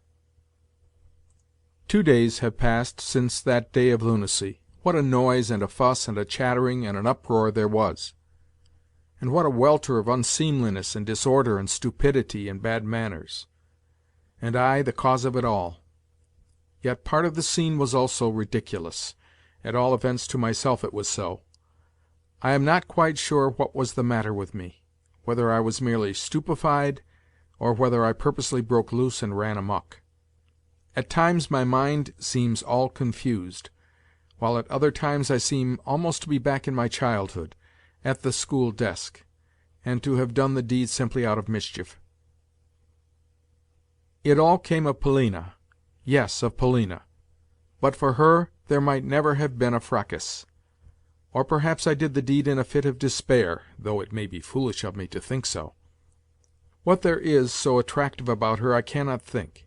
Yet there is something attractive about her, something passing fair, it would seem. Others besides myself she has driven to distraction. She is tall and straight and very slim. Her body looks as though it could be tied into a knot, or bent double, like a cord. The imprint of her foot is long and narrow. It is a maddening imprint, yes, simply a maddening one. And her hair has a reddish tint about it, and her eyes are like cat's eyes, though able also to glance with proud, disdainful mien. On the evening of my first arrival, 4 months ago, I remember that she was sitting and holding an animated conversation with De Griers in the salon, and the way in which she looked at him was such that later, when I retired to my own room upstairs, I kept fancying that she had smitten him in the face, that she had smitten him right on the cheek, so peculiar had been her look as she stood confronting him. Ever since that evening I have loved her. But to my tale. I stepped from the path into the carriage-way and took my stand in the middle of it. There I awaited the Baron and the Baroness. When they were but a few paces distant from me, I took off my hat and bowed. I remember that the Baroness was clad in a voluminous silk dress, pale grey in colour, and adorned with flounces and a crinoline and train. Also she was short and inordinately stout, while her gross, flabby chin completely concealed her neck. Her face was purple, and the little eyes in it had an impudent, malicious expression. Yet she walked as though she were conferring a favour upon everybody by so doing. As for the Baron, he was tall, wizened, bony-faced after the German fashion, spectacled, and, apparently, about 45 years of age. Also, he had legs which seemed to begin almost at his chest, or rather at his chin. Yet for all his air of peacock-like conceit, his clothes sagged a little, and his face wore a sheepish air which might have passed for profundity. These details I noted within a space of a few seconds. At first my bow and the fact that I had my hat in my hand barely caught their attention. The Baron only scowled a little, and the Baroness swept straight on. "Madame la Baronne," I said loudly and distinctly, embroidering each word as it were. "J'ai l'honneur d'être votre esclave." Then I bowed again, put on my hat, and walked past the Baron with a rude smile on my face. Polina had ordered me merely to take off my hat. The bow and the general effrontery were of my own invention. God knows what instigated me to perpetrate the outrage. In my frenzy I felt as though I were walking on air. "Hein!" ejaculated, or rather growled, the Baron as he turned towards me in angry surprise. I too turned round, and stood waiting in pseudo-courteous expectation. Yet still I wore on my face an impudent smile as I gazed at him. He seemed to hesitate, and his brows contracted to their utmost limits. Every moment his visage was growing darker. The Baroness also turned in my direction and gazed at me in wrathful perplexity, while some of the passers-by also began to stare at us, and others of them halted outright. "Hein!" the Baron vociferated again, with a redoubled growl, and a note of growing wrath in his voice. "Jawohl!" I replied, still looking him in the eyes. "Sind Sie rasend?" he exclaimed, brandishing his stick, and apparently beginning to feel nervous. Perhaps it was my costume which intimidated him, for I was well and fashionably dressed, after the manner of a man who belongs to indisputably good society. "Jawohl!" cried I again with all my might, with a long-drawn rolling of the ol sound, after the fashion of the Berliners, who constantly use the phrase "jawohl" in conversation, and more or less prolong the syllable ol, according as they desire to express different shades of meaning or of mood. At this the Baron and Baroness faced sharply about, and almost fled in their alarm. Some of the bystanders gave vent to excited exclamations, and others remained staring at me in astonishment, but I do not remember the details very well. Wheeling quietly about, I returned in the direction of Polina Alexandrovna, but, when I had got within 100 paces of her seat, I saw her rise and set out with the children towards the hotel. At the portico I caught up to her. "I have perpetrated the piece of idiocy," I said as I came level with her. "Have you?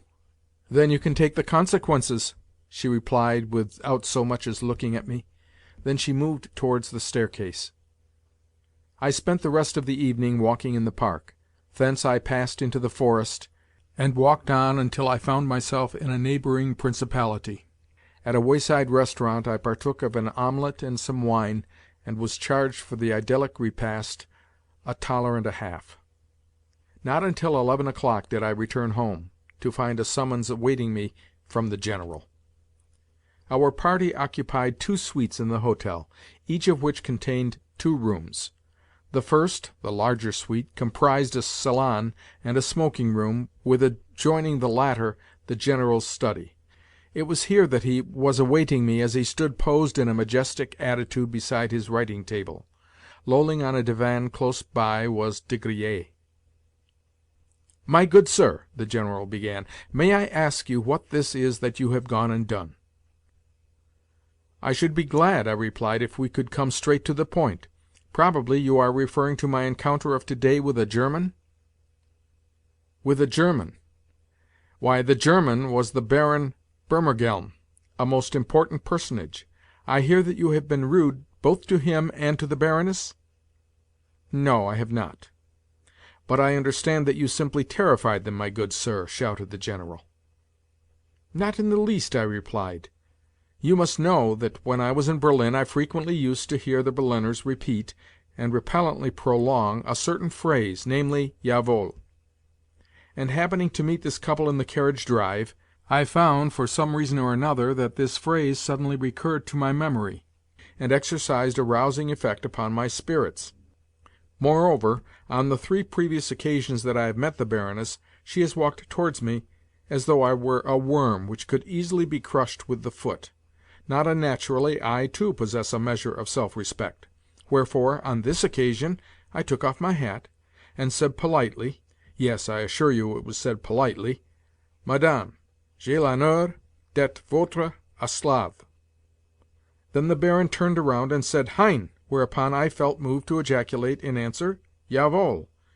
Twice I shouted it at him, the first time in an ordinary tone, and the second time with the greatest prolonging of the words of which I was capable. That is all. I must confess that this puerile explanation gave me great pleasure. I felt a strong desire to overlay the incident with an even added measure of grossness. So the further I proceeded, the more did the gusto of my proceeding increase. "You are only making fun of me," vociferated the General, as, turning to the Frenchman, he declared that my bringing about of the incident had been gratuitous. De Griers smiled contemptuously and shrugged his shoulders. "Do not think that," I put in. "It was not so at all. I grant you that my behaviour was bad. I fully confess that it was so, and make no secret of the fact. I would even go so far as to grant you that my behaviour might well be called stupid and indecent tomfoolery. But more than that it was not. Also, let me tell you that I am very sorry for my conduct. Yet there is one circumstance which, in my eyes, almost absolves me from regret in the matter. Of late, that is to say, for the last 2 or 3 weeks, I have been feeling not at all well. That is to say, I have been in a sick, nervous, irritable, fanciful condition, so that I have periodically lost control over myself. For instance, on more than one occasion I have tried to pick a quarrel, even with Monsieur le Marquis here, and, under the circumstances, he had no choice but to answer me. In short, I have recently been showing signs of ill health. Whether the Baroness Burmergelm will take this circumstance into consideration when I come to beg her pardon, for I do intend to make her amends, I do not know. But I doubt if she will, and the less so since, so far as I know, the circumstance is one which, of late, has begun to be abused in the legal world, in that advocates in criminal cases have taken to justifying their clients on the ground that, at the moment of the crime, they, the clients, were unconscious of what they were doing, that, in short, they were out of health. My client committed the murder, that is true, but he has no recollection of having committed it. And doctors actually support these advocates by affirming that there really is such a malady, that there really can arise temporary delusions which make a man remember nothing of a given deed, or only a half or a quarter of it. But the Baron and Baroness are members of an older generation, as well as Prussian Junkers and landowners. To them such a process in the medico-judicial world will be unknown, and therefore they are the more unlikely to accept any such explanation. What is your opinion about it, General?" "Enough, sir!" he thundered with barely restrained fury. "Enough, I say! Once and for all I must endeavour to rid myself of you and your impertinence. To justify yourself in the eyes of the Baron and Baroness will be impossible. Any intercourse with you, even though it be confined to a begging of their pardons, they would look upon as a degradation. I may tell you that, on learning that you formed part of my household, the Baron approached me in the Casino, and demanded of me additional satisfaction. Do you understand, then, what it is that you have entailed upon me, my good sir? You have entailed upon me the fact of my being forced to sue humbly to the Baron, and to give him my word of honour that this very day you shall cease to belong to my establishment." "Excuse me, General," I interrupted, "but did he make an express point of it that I should cease to belong to your establishment, as you call it?" "No. I, of my own initiative, thought that I ought to afford him that satisfaction, and with it he was satisfied. So we must part, good sir. It is my duty to hand over to you 40 gulden, 3 florins, as per the accompanying statement. Here is the money, and here the account, which you are at liberty to verify. Farewell. From henceforth we are strangers. From you I have never had anything but trouble and unpleasantness. I am about to call the landlord, and explain to him that from tomorrow onwards I shall no longer be responsible for your hotel expenses. Also, I have the honour to remain your obedient servant." I took the money and the account, which was indited in pencil, and, bowing low to the General, said to him very gravely, "The matter cannot end here. I regret very much that you should have been put to unpleasantness at the Baron's hands, but the fault, pardon me, is your own. How came you to answer for me to the Baron? And what did you mean by saying that I formed part of your household? I am merely your family tutor, not a son of yours, nor yet your ward, nor a person of any kind for whose acts you need be responsible. I am a judicially competent person, a man of 25 years of age, a university graduate, a gentleman, and until I met yourself a complete stranger to you. Only my boundless respect for your merits restrains me from demanding satisfaction at your hands, as well as a further explanation as to the reasons which have led you to take it upon yourself to answer for my conduct." So struck was he with my words that, spreading out his hands, he turned to the Frenchman, and interpreted to him that I had challenged himself, the General, to a duel. The Frenchman laughed aloud. "Nor do I intend to let the Baron off," I continued calmly, but with not a little discomfiture at De Griers' merriment.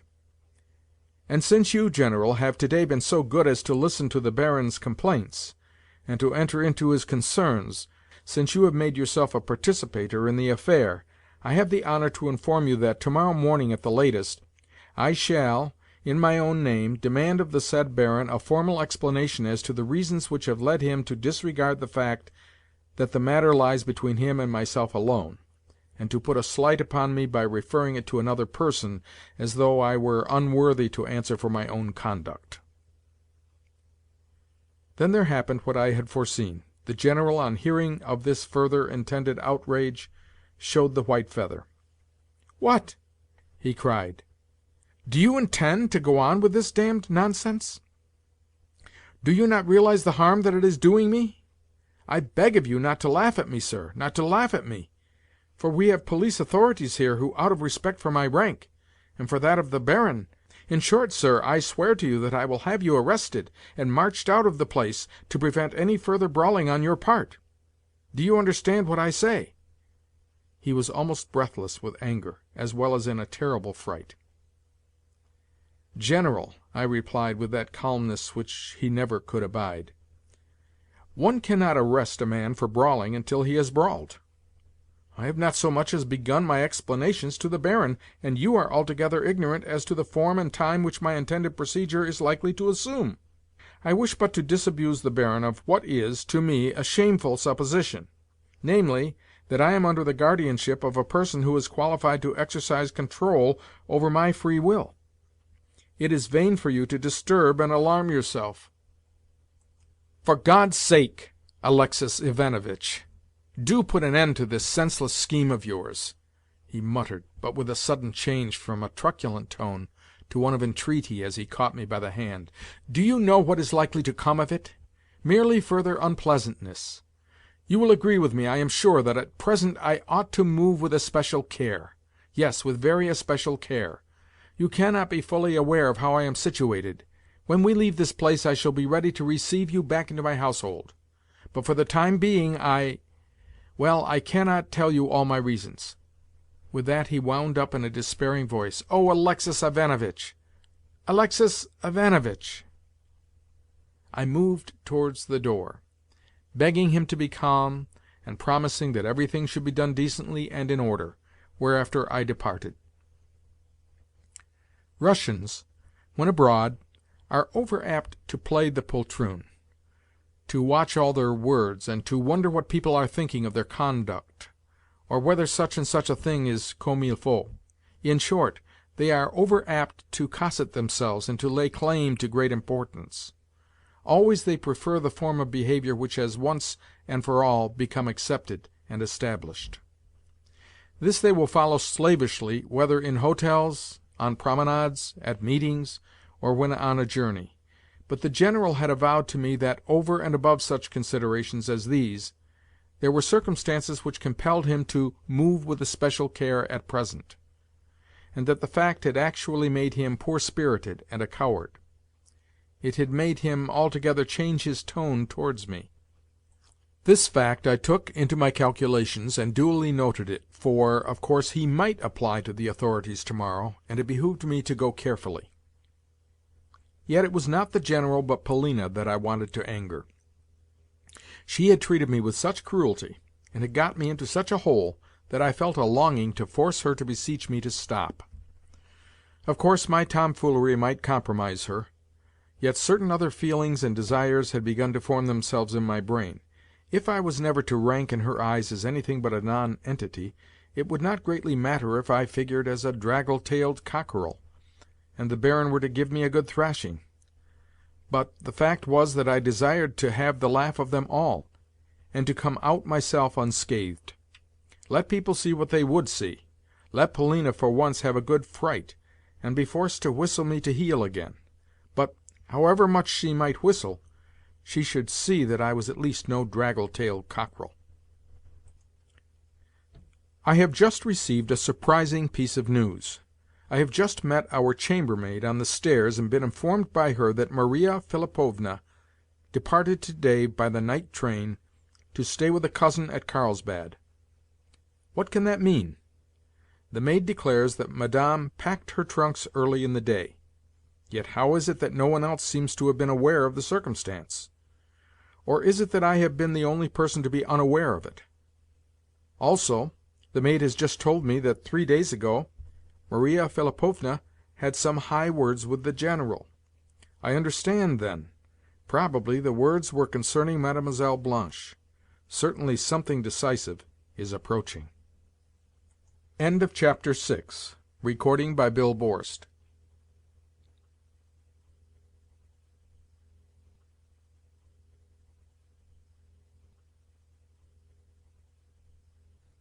The Gambler, by Fyodor Dostoevsky.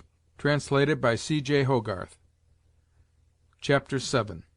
In the morning I sent for the maître d'hôtel, and explained to him that, in future, my bill was to be rendered to me personally.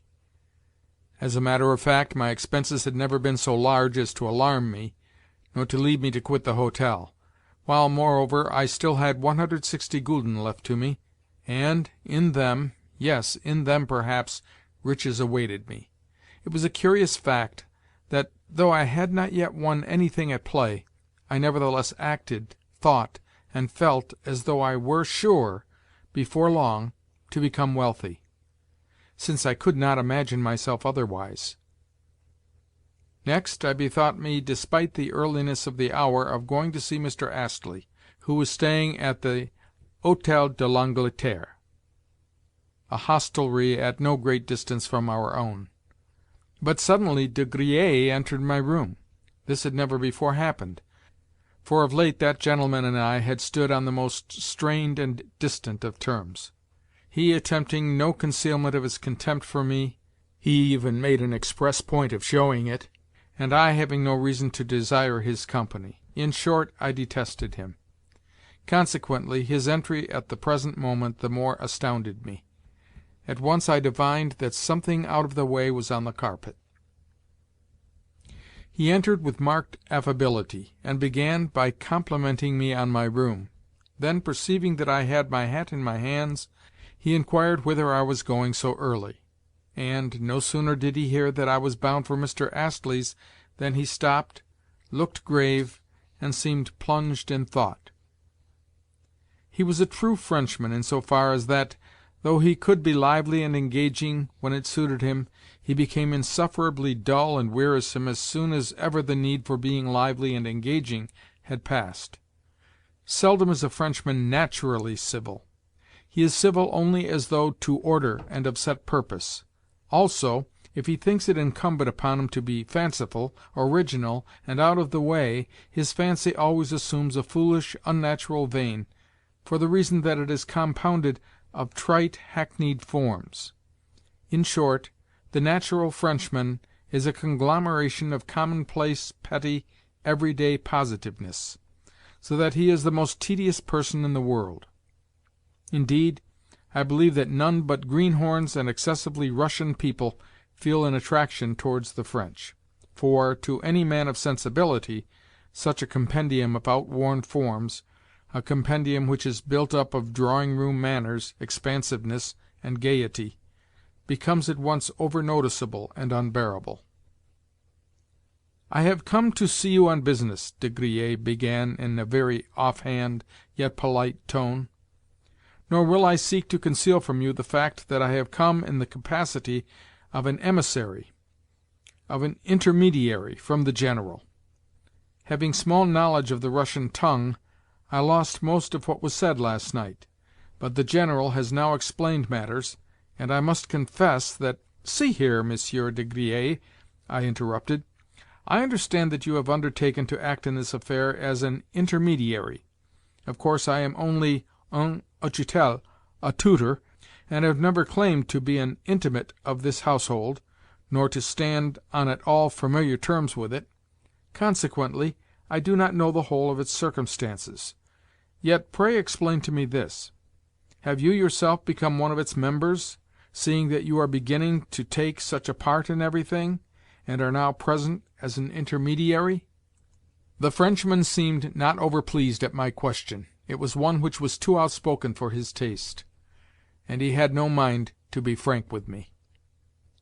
"I am connected with the General," he said dryly, "partly through business affairs and partly through special circumstances. My principal has sent me merely to ask you to forego your intentions of last evening. What you contemplate is, I have no doubt, very clever, yet he has charged me to represent to you that you have not the slightest chance of succeeding in your end, since not only will the Baron refuse to receive you, but also he, the Baron, has at his disposal every possible means for obviating further unpleasantness from you. Surely you can see that yourself. What, then, would be the good of going on with it all?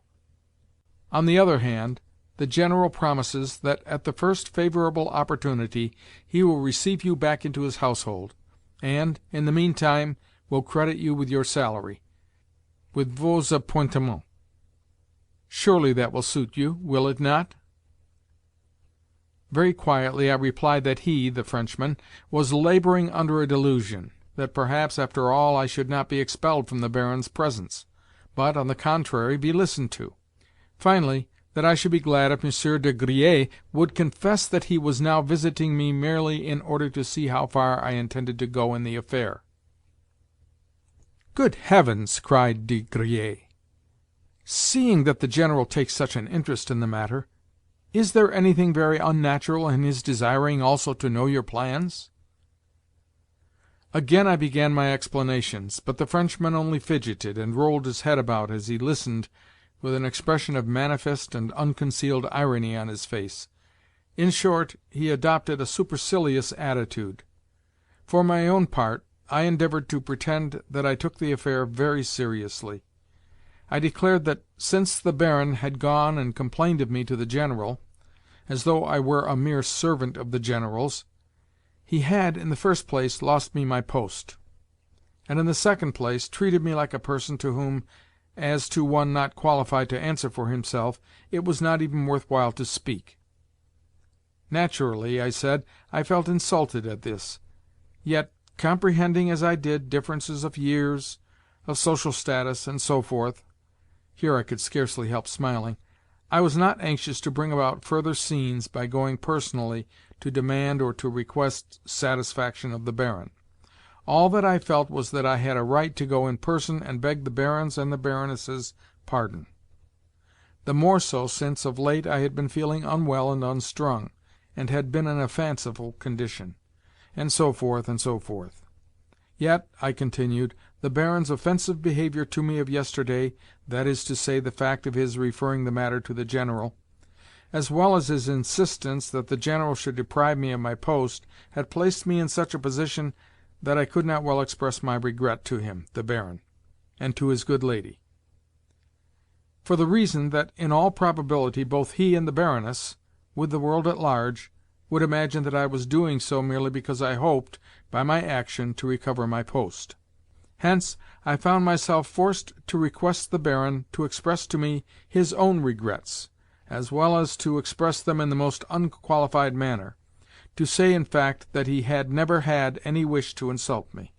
After the Baron had done that, I should, for my part, at once feel free to express to him, whole-heartedly and without reserve, my own regrets.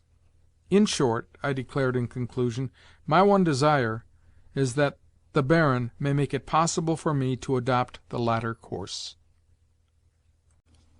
"Oh, fie! What refinements and subtleties!" exclaimed de Griers. "Besides, what have you to express regret for? Confess, monsieur Pardon me, but I have forgotten your name.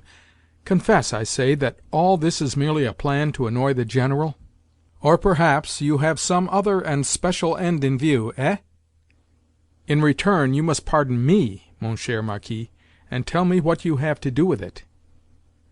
The General— But what of the General? Last night he said that for some reason or another it behoved him to move with especial care at present, wherefore he was feeling nervous.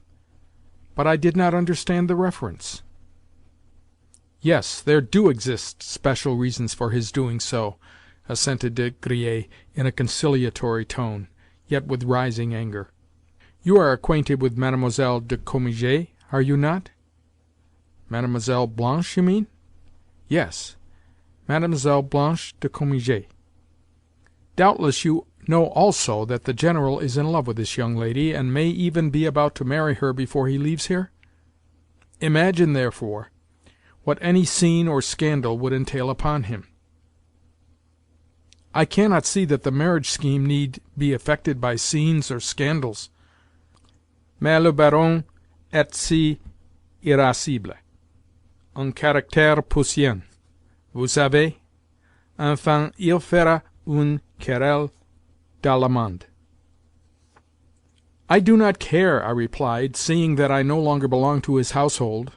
Of set purpose I was trying to talk as senselessly as possible. But is it quite settled that Mademoiselle is to marry the General? What are they waiting for? Why should they conceal such a matter, at all events from ourselves, the General's own party? I cannot tell you. The marriage is not yet a settled affair, for they are awaiting news from Russia. The General has business transactions to arrange. Ah, connected doubtless with Madame his mother? De Griers shot at me a glance of hatred. To cut things short, he interrupted, I have complete confidence in your native politeness as well as in your tact and good sense. I feel sure that you will do what I suggest, even if it is only for the sake of this family, which has received you as a kinsman into its bosom, and has always loved and respected you. Be so good as to observe, I remarked, that the same family has just expelled me from its bosom. All that you are saying but for show.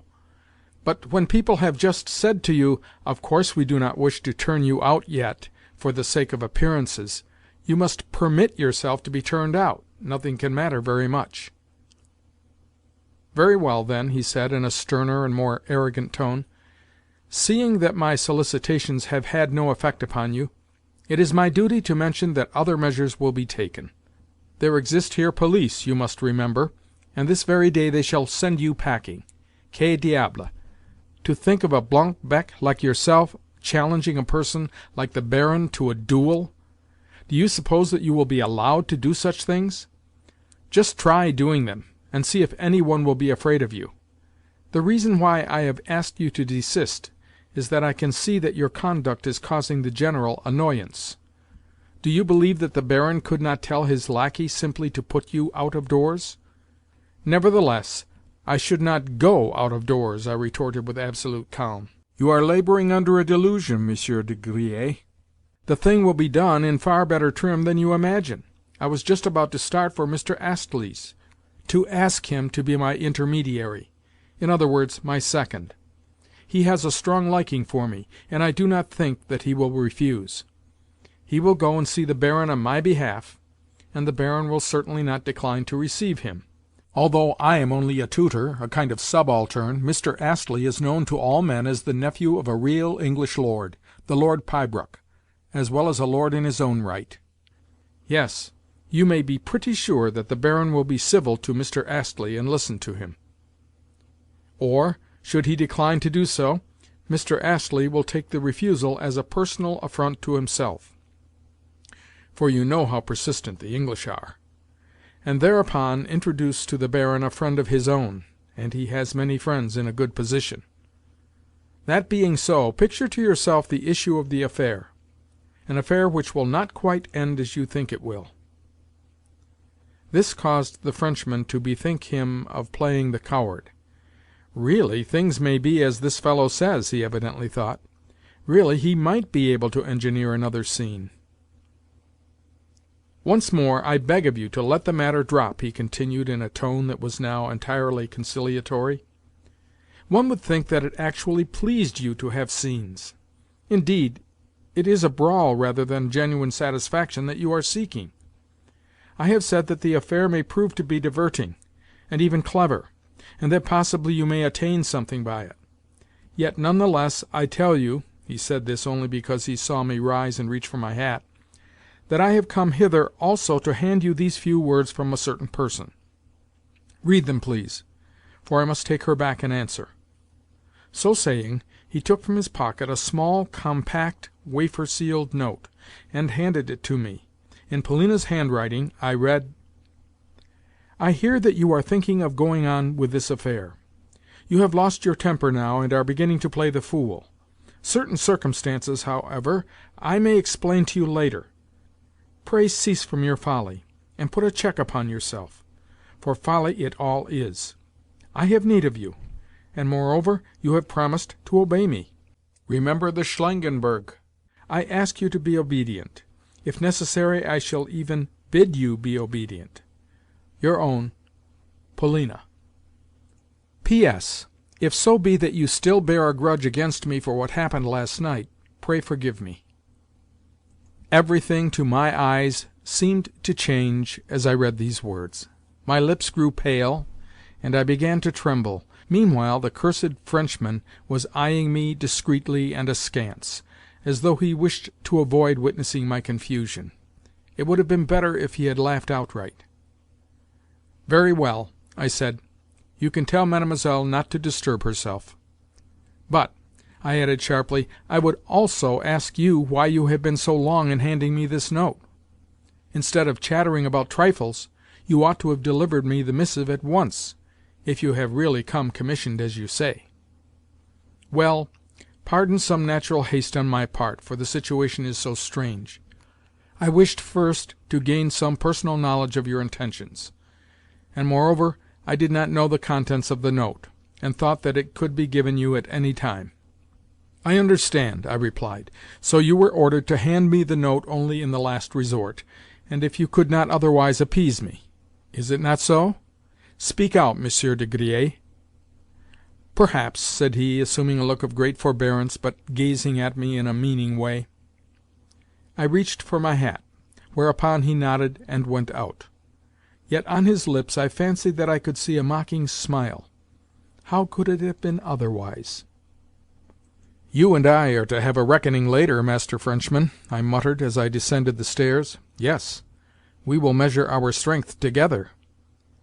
Yet my thoughts were all in confusion, for again something seemed to have struck me dizzy. Presently the air revived me a little, and, a couple of minutes later, my brain had sufficiently cleared to enable two ideas in particular to stand out in it. Firstly, I asked myself, which of the absurd, boyish, and extravagant threats which I had uttered at random last night had made everybody so alarmed? Secondly, what was the influence which this Frenchman appeared to exercise over Polina? He had but to give the word, and at once she did as he desired. At once she wrote me a note to beg of me to forbear. Of course, the relations between the pair had, from the first, been a riddle to me. They had been so ever since I had first made their acquaintance. But of late I had remarked in her a strong aversion for, even a contempt for, him, while for his part he had scarcely even looked at her, but had behaved towards her always in the most churlish fashion. Yes, I had noted that. Also, Polina herself had mentioned to me her dislike for him, and delivered herself of some remarkable confessions on the subject. Hence, he must have got her into his power somehow. Somehow he must be holding her as in a vice. End of Chapter 7. Recording by Bill Borst.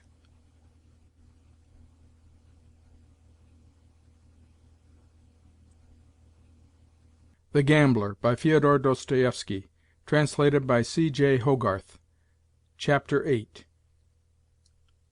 All at once, on the promenade, as it was called, that is to say, in the Chestnut Avenue, I came face to face with my Englishman. "I was just coming to see you," he said, "and you appear to be out on a similar errand.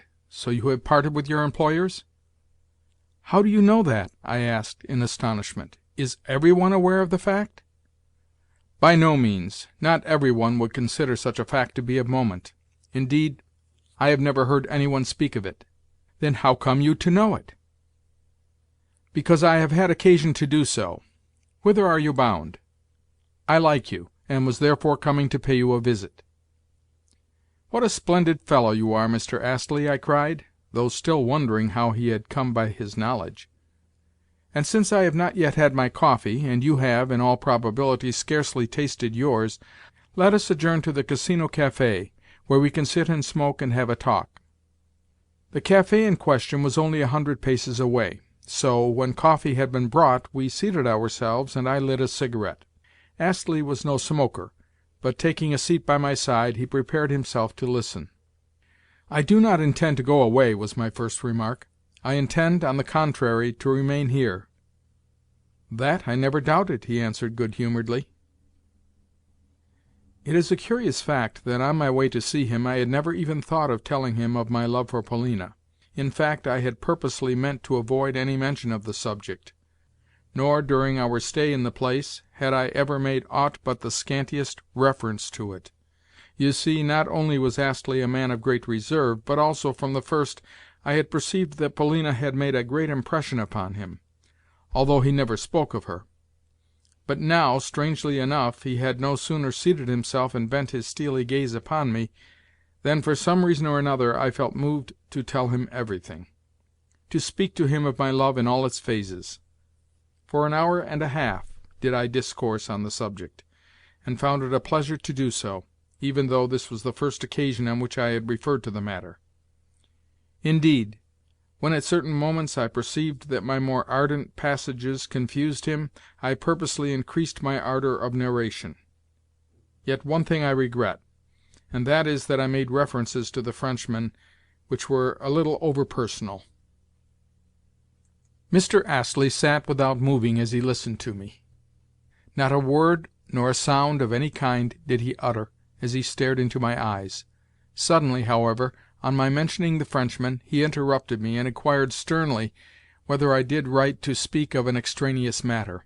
He had always been a strange man in his mode of propounding questions. "No, I fear not," I replied. "And concerning this Marquis and Mademoiselle Polina, you know nothing beyond surmise?"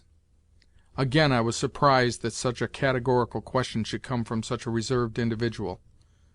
"No, I know nothing for certain about them," was my reply. "No, nothing." "Then you have done very wrong to speak of them to me, or even to imagine things about them." Quite so, I interrupted in some astonishment. "I admit that. Yet that is not the question." Whereupon I related to him in detail the incident of 2 days ago. I spoke of Polina's outburst, of my encounter with the Baron, of my dismissal, of the General's extraordinary pusillanimity, and of the call which De Griers had that morning paid me. In conclusion, I showed Astley the note which I had lately received. "What do you make of it?" I asked. "When I met you I was just coming to ask you your opinion. For myself, I could have killed this Frenchman, and am not sure that I shall not do so even yet." "I feel the same about it," said Mr. Astley. "As for Mademoiselle Polina, well, you yourself know that, if necessity drives, one enters into relation with people whom one simply detests. Even between this couple there may be something which, though unknown to you, depends upon extraneous circumstances. For my own part, I think that you may reassure yourself, or at all events partially. And as for Mademoiselle Polina's proceedings of 2 days ago, they were, of course, strange; not because she can have meant to get rid of you, or to earn for you a thrashing from the Baron's cudgel, which for some curious reason he did not use, although he had it ready in his hands, but because such proceedings on the part of such—well, of such a refined lady as Mademoiselle Polina are, to say the least of it, unbecoming. But she cannot have guessed that you would carry out her absurd wish to the letter?"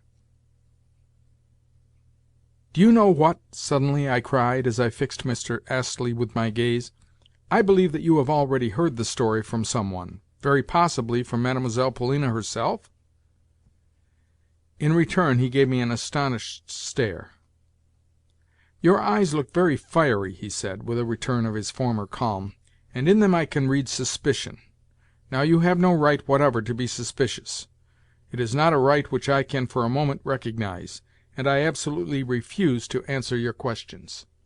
"Enough! You need say no more," I cried with a strange emotion at my heart, yet not altogether understanding what had aroused that emotion in my breast. Indeed, when, where, and how could Polina have chosen Astley to be one of her confidants? Of late I had come rather to overlook him in this connection, even though Polina had always been a riddle to me. So much so that now, when I had just permitted myself to tell my friend of my infatuation in all its aspects, I had found myself struck, during the very telling, with the fact that in my relations with her I could specify nothing that was explicit, nothing that was positive. On the contrary, my relations had been purely fantastic, strange, and unreal. They had been unlike anything else that I could think of. "Very well, very well," I replied with a warmth equal to Astley's own. "Then I stand confounded, and have no further opinions to offer. But you are a good fellow, and I am glad to know what you think about it all, even though I do not need your advice."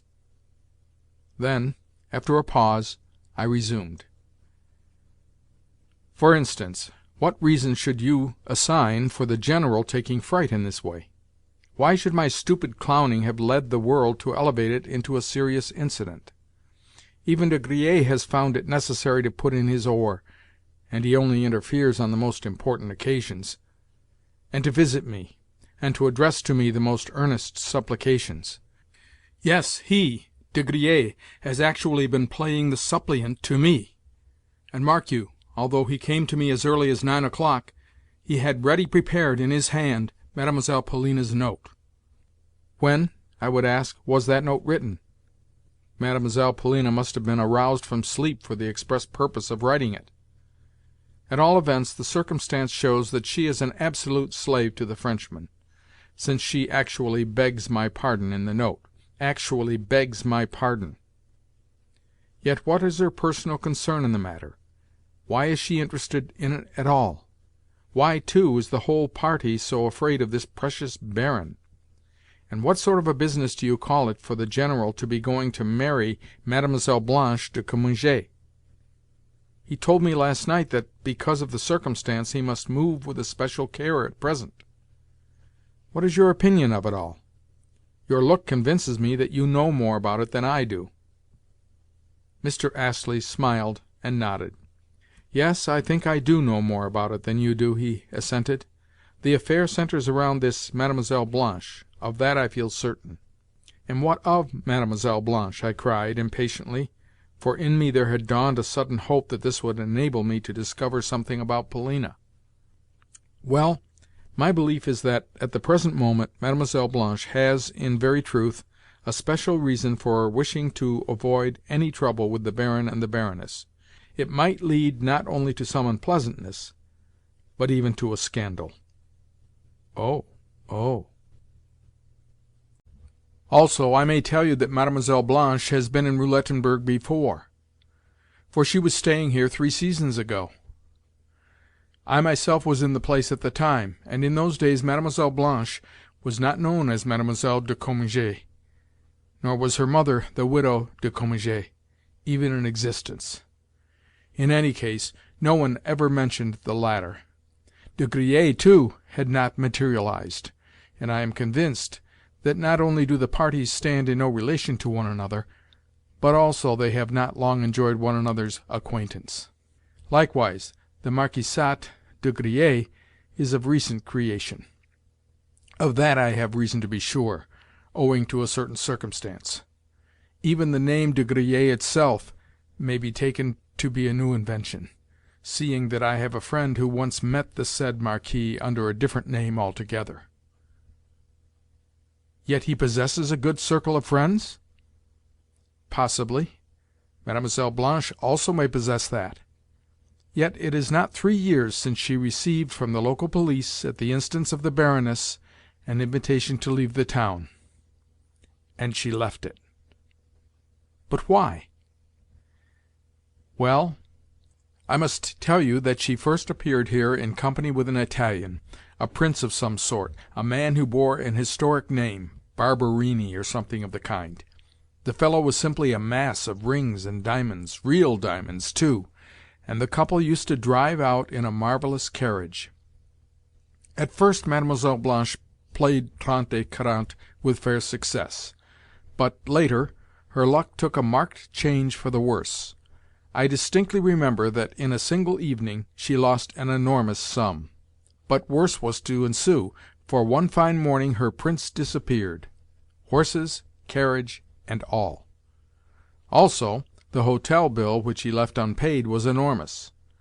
Upon this Mademoiselle Zelma, the name which she assumed after figuring as Madame Barberini, was in despair. She shrieked and howled all over the hotel, and even tore her clothes in her frenzy. In the hotel there was staying also a Polish count. You must know that all travelling Poles are counts. And the spectacle of Mademoiselle Zelma tearing her clothes, and cat-like scratching her face with her beautiful scented nails, produced upon him a strong impression. So the pair had a talk together, and by luncheon-time she was consoled. Indeed, that evening the couple entered the Casino arm in arm, Mademoiselle Zelma laughing loudly according to her custom, and showing even more expansiveness in her manners than she had before shown. For instance, she thrust her way into the file of women roulette players in the exact fashion of those ladies who, to clear a space for themselves at the tables, push their fellow-players roughly aside. Doubtless you have noticed them? Yes, certainly. Well, they are not worth noticing. To the annoyance of the decent public they are allowed to remain here, at all events such of them as daily change 4,000-franc notes at the tables, though, as soon as ever these women cease to do so, they receive an invitation to depart. However, Mademoiselle Zelma continued to change notes of this kind, but her play grew more and more unsuccessful, despite the fact that such ladies' luck is frequently good, for they have a surprising amount of cash at their disposal. Suddenly the Count, too, disappeared, even as the Prince had done, and that same evening Mademoiselle Zelma was forced to appear in the Casino alone. On this occasion no one offered her a greeting. 2 days later she had come to the end of her resources, whereupon, after staking and losing her last louis d'or, she chanced to look around her, and saw standing by her side the Baron Burmergelm, who had been eyeing her with fixed disapproval. To his distaste, however, Mademoiselle paid no attention, but turning to him with her well-known smile, requested him to stake, on her behalf, 10 louis on the red. Later that evening a complaint from the Baroness led the authorities to request Mademoiselle not to re-enter the Casino. If you feel in any way surprised that I should know these petty and unedifying details, the reason is that I had them from a relative of mine, who later that evening drove Mademoiselle Zelma in his carriage from Roulettenberg to Spa. Now, mark you, Mademoiselle wants to become Madame General, in order that in future she may be spared the receipt of such invitations from Casino authorities as she received 3 years ago. At present she is not playing, but that is only because, according to the signs, she is lending money to other players. Yes, that is a much more paying game. I even suspect that the unfortunate General is himself in her debt, as well as, perhaps, also De Griers. Or it may be that the latter has entered into partnership with her. Consequently, you yourself will see that, until the marriage shall have been consummated, Mademoiselle would scarcely like to have the attention of the Baron and the Baroness drawn to herself. In short, to any one in her position, a scandal would be most detrimental. You form a member of the ménage of these people, wherefore any act of yours might cause such a scandal, and the more so since daily she appears in public arm in arm with the General or with Mademoiselle Polina. Now do you understand?" "No, I do not!" I shouted as I banged my fist down upon the table, banged it with such violence that a frightened waiter came running towards us. "Tell me, Mr. Astley, why, if you knew this history all along, and consequently always knew who this Mademoiselle Blanche is, you never warned either myself or the General, nor, most of all, Mademoiselle Polina, who is accustomed to appear in the casino, in public everywhere, with Mademoiselle Blanche. How could you do it?" "It would have done no good to warn you," he replied quietly, "for the reason that you could have effected nothing. Against what was I to warn you? As likely as not the General knows more about Mademoiselle Blanche even than I do. Yet the unhappy man still walks about with her, and Mademoiselle Polina. Only yesterday I saw this Frenchwoman riding, splendidly mounted, with De Griers, while the General was careering in their wake on a roan horse. He had said that morning that his legs were hurting him, yet his riding-seat was easy enough. As he passed I looked at him, and the thought occurred to me that he was a man lost forever. However, it is no affair of mine, for I have only recently had the happiness to make Mademoiselle Polina's acquaintance. Also," he added this as an afterthought, "I have already told you that I do not recognize your right to ask me certain questions, however sincere be my liking for you." "Enough," I said, rising.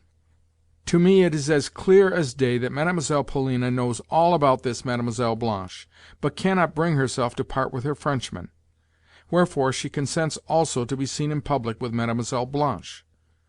You may be sure that nothing else would ever have induced her either to walk about with this Frenchwoman, or to send me a note not to touch the Baron. Yes, it is there that the influence lies before which everything in the world must bow. Yet she herself it was who launched me at the Baron. The devil take it, but I was left no choice in the matter. You forget, in the first place, that this Mademoiselle de Cominges is the General's inamorata, and in the second place that Mademoiselle Polina, the General's stepdaughter, has a younger brother and sister who, though they are the General's own children, are completely neglected by this madman, and robbed as well." "Yes, yes, that is so. For me to go and desert the children now would mean their total abandonment, whereas if I remain I should be able to defend their interests, and, perhaps, to save a moiety of their property. Yes, yes, that is quite true. And yet, oh, I can well understand why they are all so interested in the General's mother." "In whom?" asked Mr. Astley. "In the old woman of Moscow who declines to die, yet concerning whom they are forever expecting telegrams to notify the fact of her death." "Ah, then of course their interests centre around her. It is a question of succession. Let that but be settled, and the General will marry, Mademoiselle Polina will be set free, and De Griers, yes, and De Griers will be repaid his money, which is what he is now waiting for." "What? You think that he is waiting for that?" "I know of nothing else," asserted Mr. Astley doggedly. "But I do, I do!" I shouted in my fury. "He is waiting also for the old woman's will, for the reason that it awards Mademoiselle Polina a dowry. As soon as ever the money is received, she will throw herself upon the Frenchman's neck. All women are like that. Even the proudest of them become abject slaves where marriage is concerned. What Polina is good for is to fall head over ears in love. That is my opinion. Look at her, especially when she is sitting alone and plunged in thought. All this was preordained and foretold, and is accursed. Polina could perpetrate any mad act. But who called me by name?" I broke off. "Who is shouting for me? I heard someone calling in Russian, 'Alexei Ivanovich.' It was a woman's voice. Listen." At the moment we were approaching my hotel. We had left the café long ago, without even noticing that we had done so. "Yes, I did hear a woman's voice calling, but whose I do not know. The someone was calling you in Russian. Ah, now I can see whence the cries come. They come from that lady there, the one who is sitting on the settee, the one who has just been escorted to the veranda by a crowd of lacqueys. Behind her, see that pile of luggage. She must have arrived by train." "But why should she be calling me? Hear her calling again. See, she is beckoning to us." "Yes, so she is," assented Mr. Astley. "Alexei Ivanovich! Alexei Ivanovich! Good heavens, what a stupid fellow!" came in a despairing wail from the veranda. We had almost reached the portico, and I was just setting foot upon the space before it, when my hands fell to my sides in limp astonishment, and my feet glued themselves to the pavement. Chapter 9.